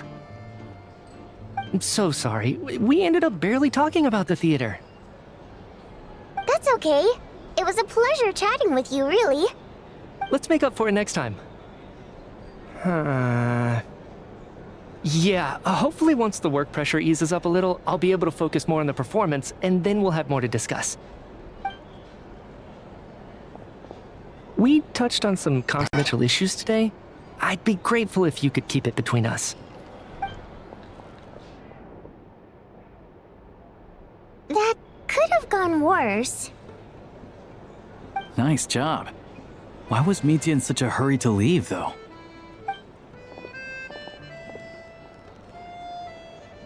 Sorry, routine inspection.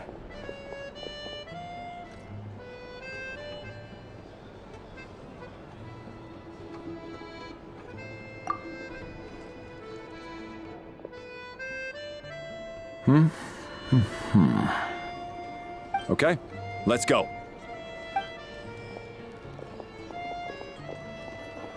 So he wasn't rushing to get back to work. He must have calculated that Valeri would find him here in exactly 25 minutes. That's frighteningly accurate. One of the main duties of the Special Assignments Battalion is to ensure that important figures stick to their schedules.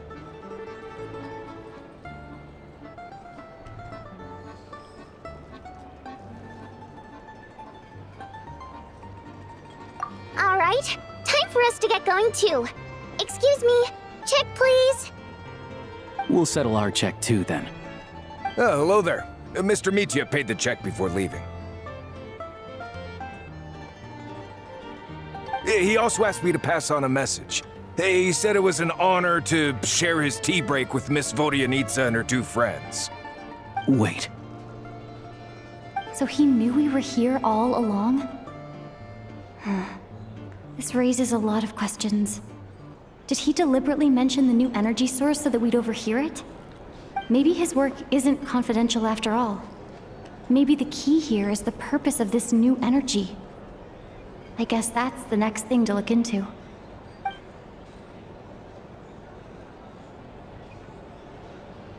Vodyanitsa and Alosha have both left. Time to head back and call it a day.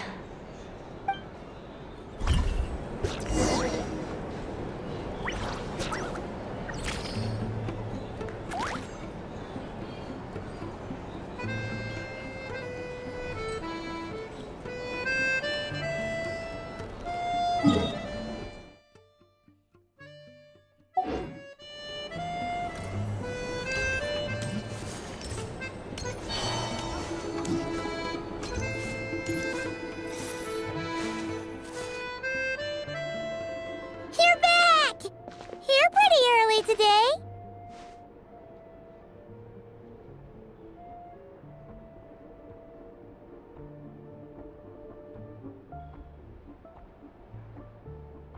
Paimon was just gonna mention that. After she woke up today, Paimon felt like her temperature was completely back to normal. But her strength still hasn't returned. Still, there's some good news. Paimon thinks she might have figured out the source of the problem. It's like there's some kind of mysterious power affecting Paimon. Paimon's never felt this way before during any of her travels. She only started feeling this way since we arrived in Snezhnaya. That's right. The Armory Palace needs a brand new energy source. Could that have something to do with this? What is it? You're making that face again. You know, the one you get whenever you have a light bulb moment?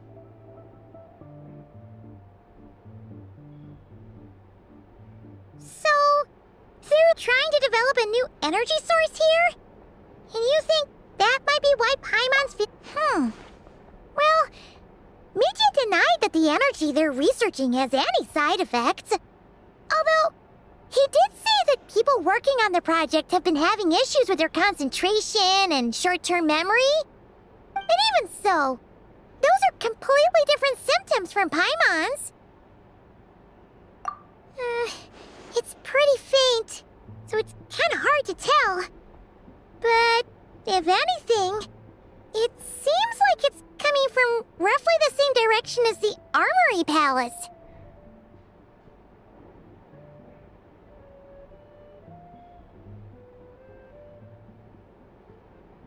Sure, Paimon's with you there. But how, though? The Rokat only has a limited amount of intel.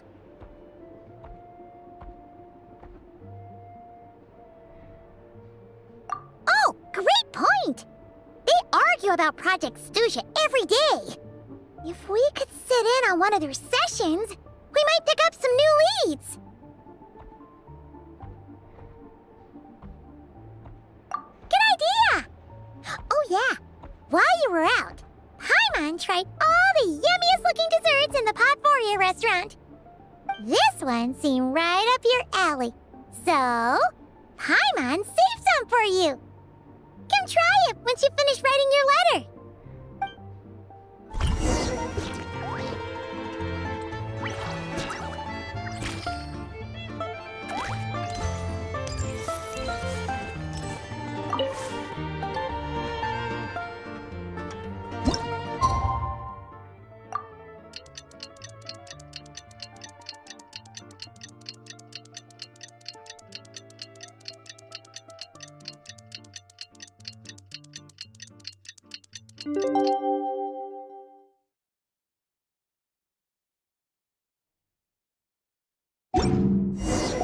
Alosha replied. He says that we won't be able to speak at the Vetcha, but he can arrange for us to attend as visitors. Time to get ready. Then head to the Snezhnograd Vetcha.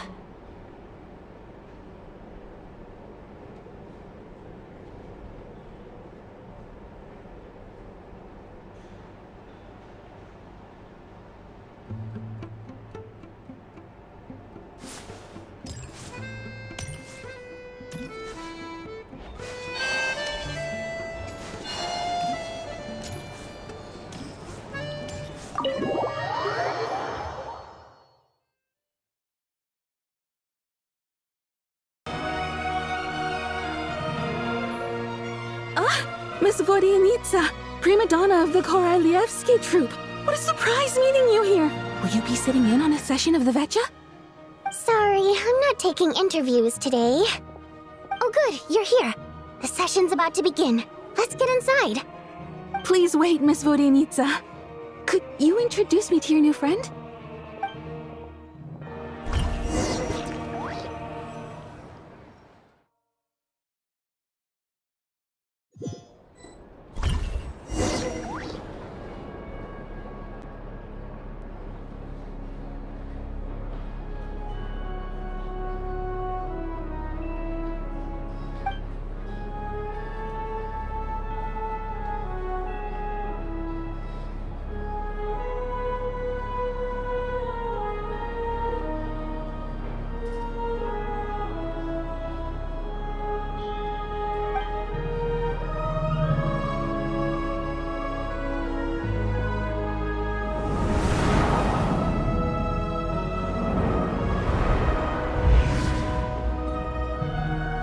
In summary, the energy management commitments made for the outgoing period have been delivered upon. Furthermore, both the production and consumption of Kresnik Crystal show clear signs of stabilizing.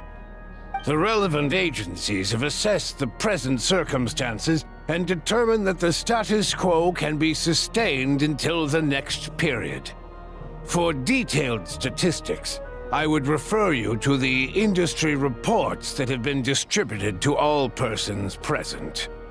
It should also be noted that while the recent blizzards have led to a significant increase in people's energy expenses, this is strictly a short-term phenomenon associated with a remotely located monster. Her Majesty the Tsaritsa is giving her full attention to this matter. we should have every confidence that it will be dealt with swiftly and conclusively. A financial report on disaster relief is also present in this report, courtesy of Pantalone.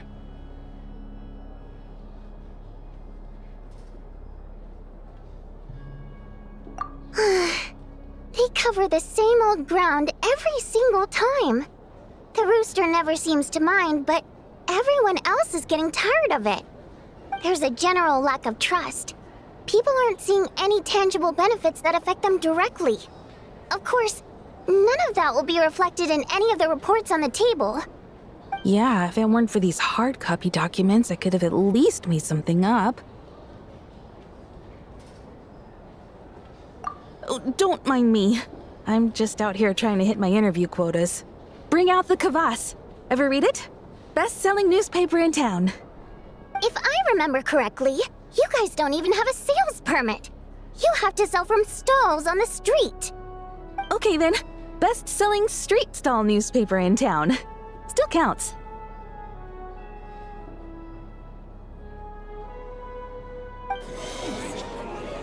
Order! We will now open the floor to the representatives. If there are no further substantive issues to discuss, we will then proceed to a vote on this motion. Snezhnaya has a long tradition of treating members of the Fatui armed forces and their dependents favorably. But recent surveys shows that Fatui families in remote areas have access to 15% less crystal than the average civilian family in Snezhnograd. It's been said many times before, but it bears repeating now. There needs to be a clear and consistent rationale behind how crystal is allocated, or we will soon face immense public backlash. Perhaps you wouldn't need to keep repeating yourself if you would hear me out for once. I say again, true consistency exists only in principle. In the real world, fairness is relative. You appear to treat resource allocation as a simple function of production and population. So what about when the equipment used in production breaks down? Have you factored that into your equation? And do you even know how long it's been since Snezhnaya last conducted a census? If I knew the answers to questions like that, I'm sure I'd be a very wealthy man. And I doubt I'd be going by child. I'd like to bring the focus back to the specific issue I raised. Or do you wish to deny that favorable treatment for Fatui dependents is our long-standing policy? It's easy to be a critic when there's no accountability. That seems to be a running theme in the anti-Project Stuja cohort. Defeat the ringleader and all other problems will magically resolve themselves. That's what they seem to think. But in case you aren't aware, not one jot in my report would change whether Project Stuja continues or not. So you have no intention whatsoever of finding a solution to this problem? On the contrary, I'm the only one here who ever brings solutions. Child opened by speaking up for the armed forces. Regrator struck back with style and a war of words ensued.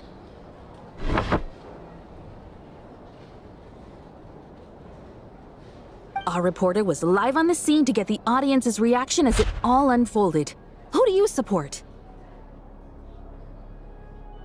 The people have spoken! Child received raucous applause from the crowd as he pushed Regrator onto his back foot with a relentless barrage of questions. It had to be seen to be believed. Now you see why they don't have a sales permit. However this reporter wants to spin things, I haven't forgotten that Tartaglia was representing the Northland Bank when we first met in Liyue. So, surely their relationship can't always have been this strained. You two are getting off topic. Let's focus on what the data is saying. Mr. Pantalone, may I speak on your behalf? Oh, please do. I'm more than happy to save my breath. Crystal distribution policy undergoes modifications with each new period. The ultimate goal being to find the most reasonable method of allocation, which I believe is what Mr. Tartaglia also seeks. But I fear many may have been misled on this topic by extremist activists. To clarify, Project Stuja is not the root cause of the problem. It is merely a framework for resource distribution. The most recent reports all point to Snezhnaya's resilience and adaptability during this period of fine-tuning, and give clear indications that a distribution framework is improving with each iteration.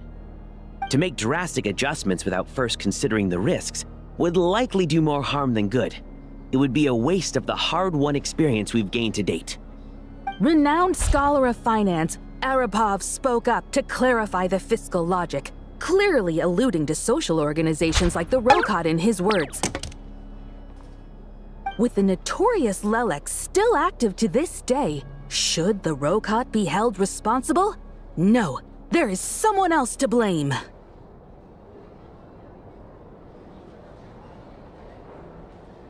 She's just rephrasing what Mr. Pantalone said.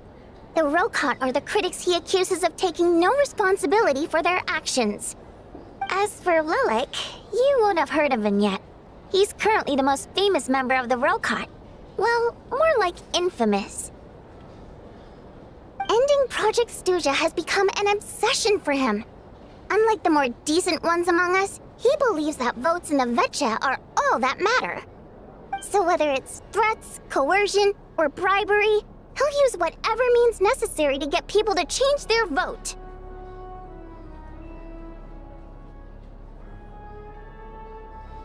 And since we're already on the subject, what do you think of Lelek's methods? Are you for or against? Yes, don't we all? Lelek's supporters grow in number by the day. We stand with Lelek. At least someone here wants to take this discussion seriously. I've been considering that issue myself. What you really need is more precise regional data, right? I think it would be easiest to let the Fatui handle it, since they're already in charge of Crystal shipments anyway. We may as well get them to collect some data while they're at it. Whatever you need, you can ask the Fatui to look into it for you. In terms of supervision, I think the Druzhna would be a good fit.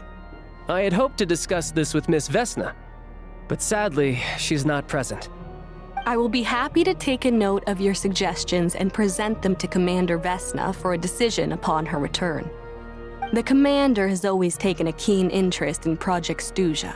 However, given the Druzhna's demanding workload, I'm afraid it may prove difficult for them to provide any practical support. Let us refrain from jumping to conclusions until a concrete and actionable plan is in place. My apologies, Lord Rooster.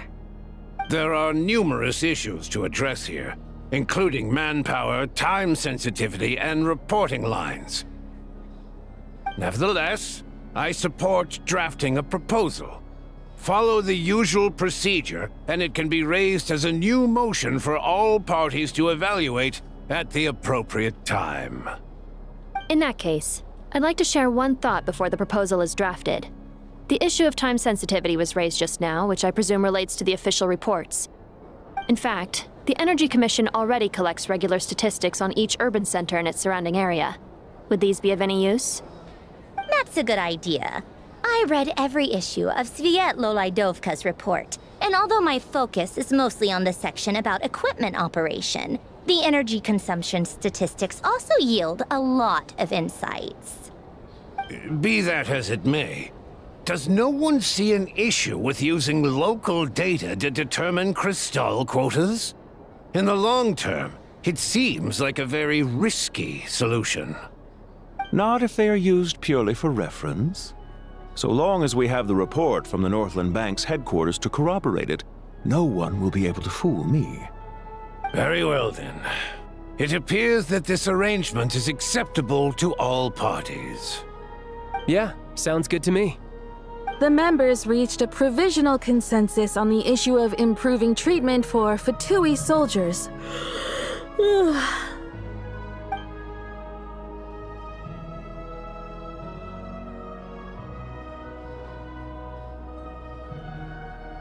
Today, the prima donna of the Korailievsky troupe attended a session of the Snezhnograd Vetcha in the company of a most charming young lady. The question on all our minds is, what is the true nature of their relationship?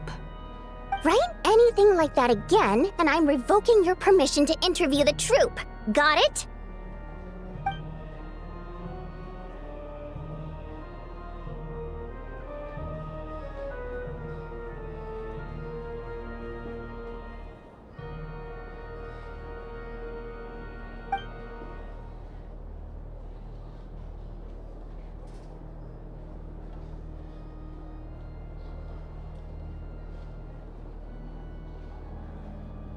Now then, if there are no further contributions from those present, we shall proceed to the final vote. Hey, check it out! What made him vote against? Why now?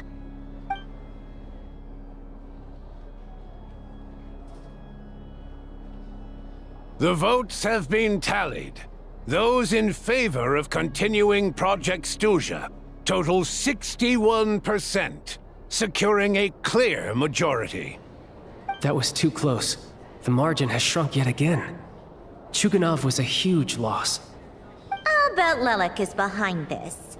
I wonder how Pulcinella will respond this time. Chuganov. I see.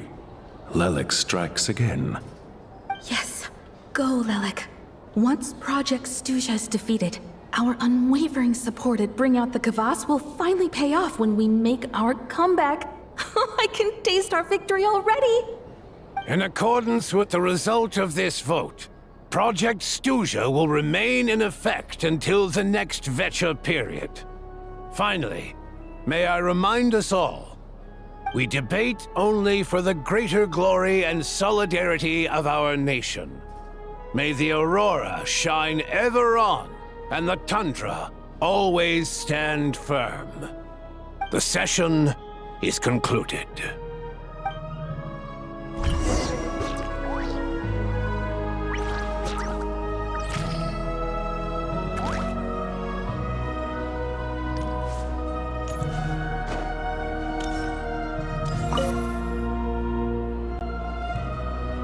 I have to say, I really wasn't expecting Chuganov to vote against Project Stuja. Well, in principle, Snezhnaya's business and political elites ought to be the ones least likely to oppose it. As we heard, Project Stuja is basically just a resource distribution framework that requires everyone to cut back during the winter. But even if the policy got cancelled, the Tsaritsa's energy needs wouldn't suddenly go down. The extra demand from the public would have to be filled from somewhere. So logically, the factories would have to take the hit. I got a letter from Mr. Mitya just before today's session. He said he's confirmed that there are issues around overtime and excessive energy consumption at the Iskra manufacturing plant. In a situation like this, once the Rooster receives the report, he'll order the factory to halt production and submit to an investigation before issuing a penalty. But that's a week-long process, and thus didn't make it onto the Vetcha agenda this time. I don't think he suspects anything so far.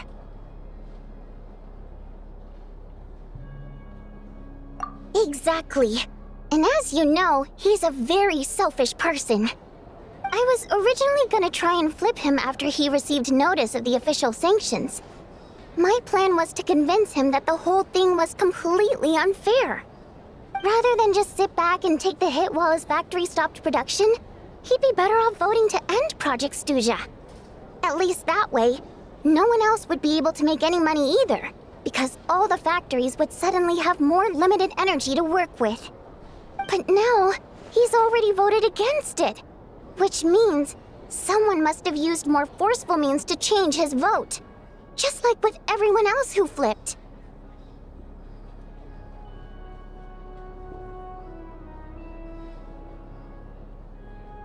Yeah, no one knows why Lelek is so obsessed with ending Project Stuja, but by the looks of it, he's inching closer and closer to success. Lelek must have strong motivations, given how he'll stop at nothing to achieve his goal. Maybe he knows the full truth of Project Stuja. Maybe my next step should be to focus on him. All right. What are your plans for the rest of the day? Shall we head out? Hey, comrade. I noticed you were here during the debate. I didn't take you for a political enthusiast. Greetings, Harbingers. I just happened to have some free time today, and my new friend here thought it might be fun to check out the Vetcha. Ah, Odette must have introduced you. Looks like you two are getting along pretty well. I'll leave you to catch up. I should head back to the troop. Sure. Break a leg and all that.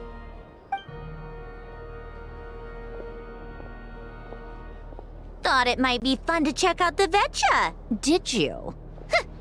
Things are never that simple with you, Traveler. There's no way you're here for kicks and giggles. Tell me I'm wrong. Oh, yeah. To some, he's a captivating enigma. To others, he's the bane of their existence. No one ever thought that some anonymous nobody from the Rokot could cause such a stir. Huh? You want to look into Lelik? Then I'm sure his days of anonymity are numbered. What do you think, Sandrone? Fine by me, I guess. If the Traveler actually manages to expose Lelik, it'll be doing Pulcinella a favor. In return, it seems fair to let her in on what we've learned so far. My thoughts exactly. Sharing is caring, after all. Head back to Glupov and grab the files on Lelik. It's easier to just pull the records than go through the rigmarole of getting the Traveler a visitor's permit. As you command, child, sir. In that case, since we're going to be waiting anyway, I'll have someone brew a pot of black tea.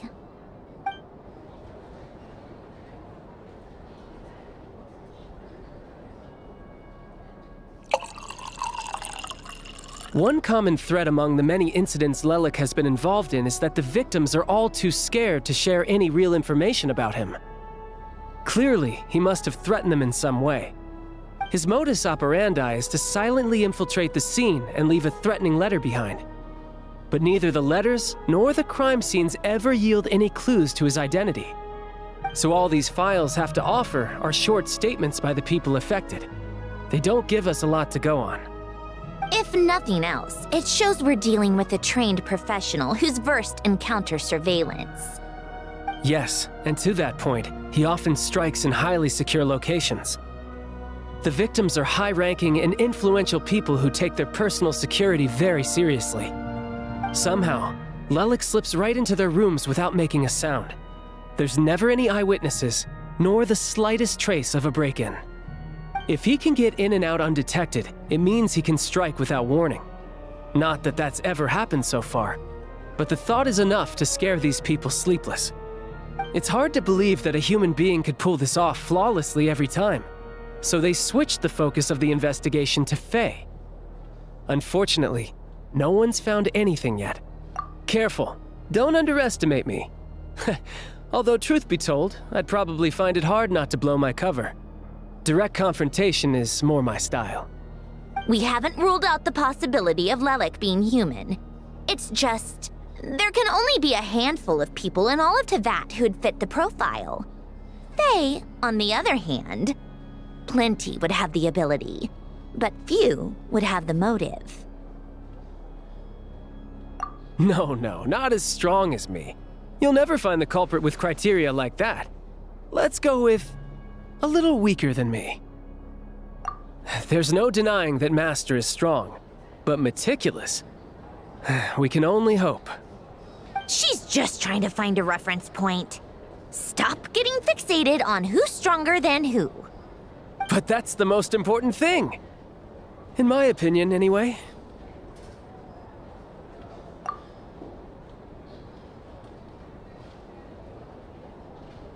Odette. Yeah, that seems about right.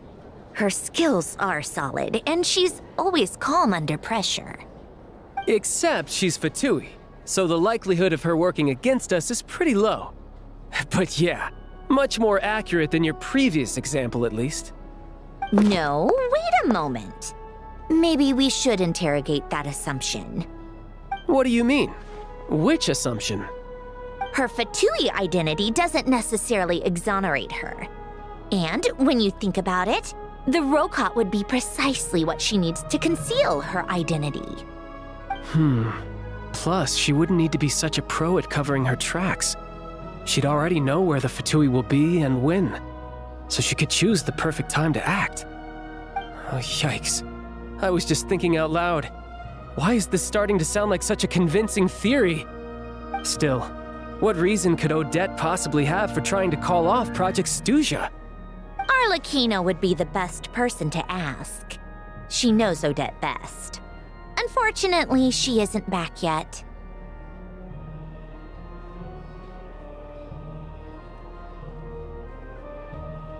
Rosaline used to open up to her in private about her struggles with Odette. As I'm sure you can imagine, Arlecchino is quite a lot better with children than Rosaline was. She gave her some tips on how to handle the situation, and Rosaline managed to reach a settlement with Odette before leaving. So I suppose there were at least no lifelong regrets left behind. Beyond that, I don't know the details about that side of things. But I do know that Odette definitely has a motive to hold a grudge against Project Stuja. The reason being, her father passed away during the early stages of the project. That was back before it had been named Project Stuja, when things were still being worked out. But in essence, it's remained the same ever since. Huh. The more you know. Rosaline was always so self-centered. I never understood why she started paying so much attention to Odette.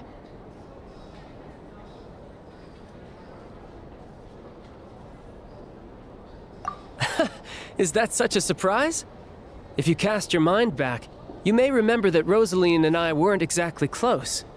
We had tea together a few times, but that was about it. Odette's past is no secret. Her father was a fatus and her mother was a very famous ballerina. On the surface, it looks like she followed right in her parents' footsteps.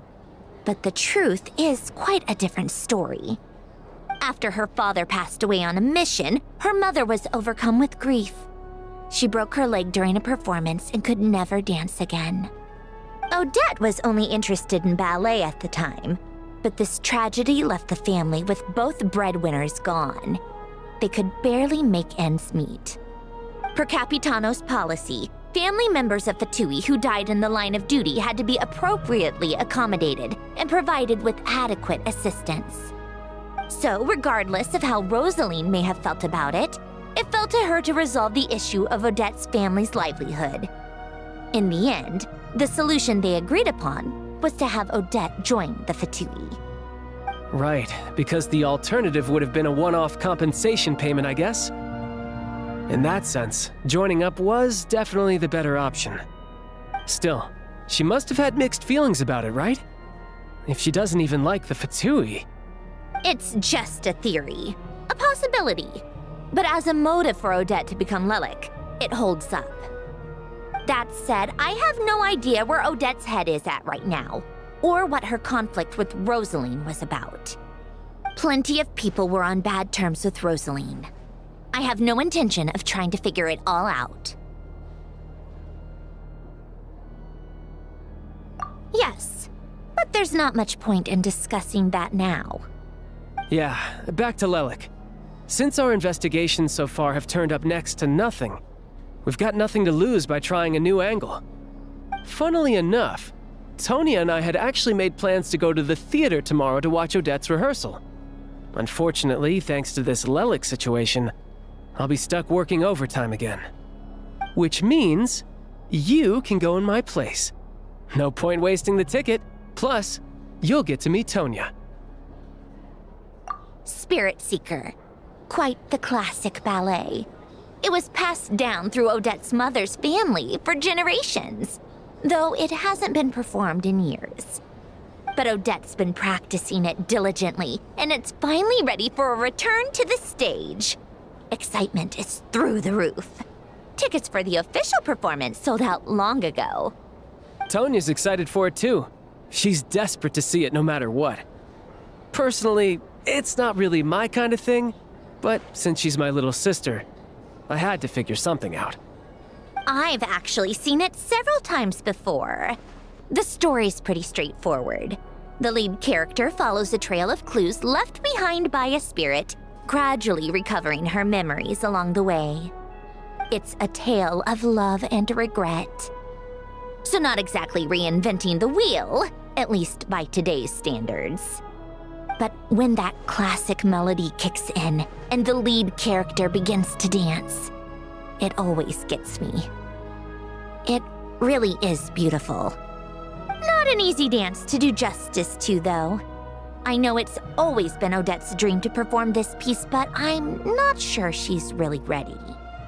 In that case, I think that even if she is Lelik, we should wait until her performance is over before we respond. I'll let you take it from here, comrade.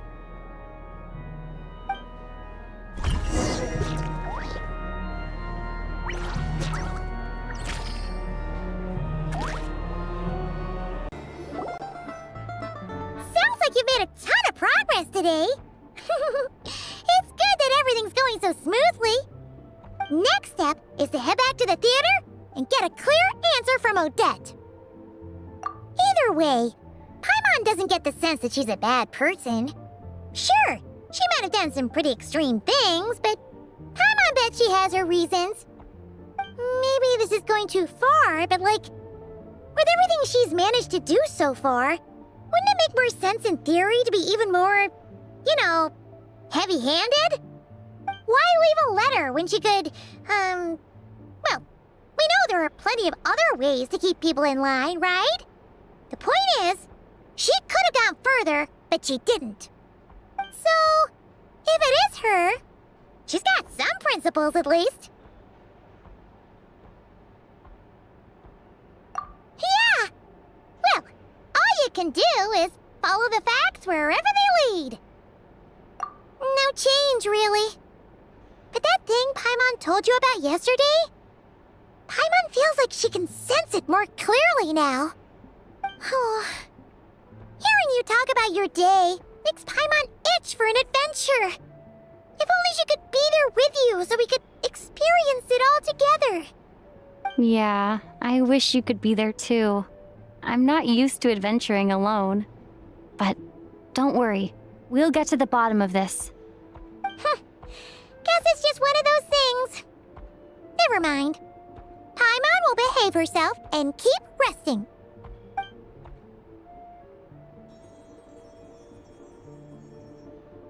If Odette is Lelek, she may well have inside information on Project Stuja.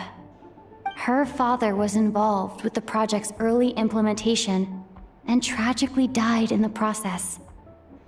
Now, she's dedicated herself to bringing it to an end. It's hard to imagine she could have gotten this far without knowing anything at all about the Tsaritsa's true intentions. When she spoke to us as a member of the Fatui, how much did she let on? And how much was she hiding? Only time will tell. Maybe tomorrow everything will be answered. Hey look! It's snowing! Could be a tough day ahead. Make sure you wrap up warm tomorrow.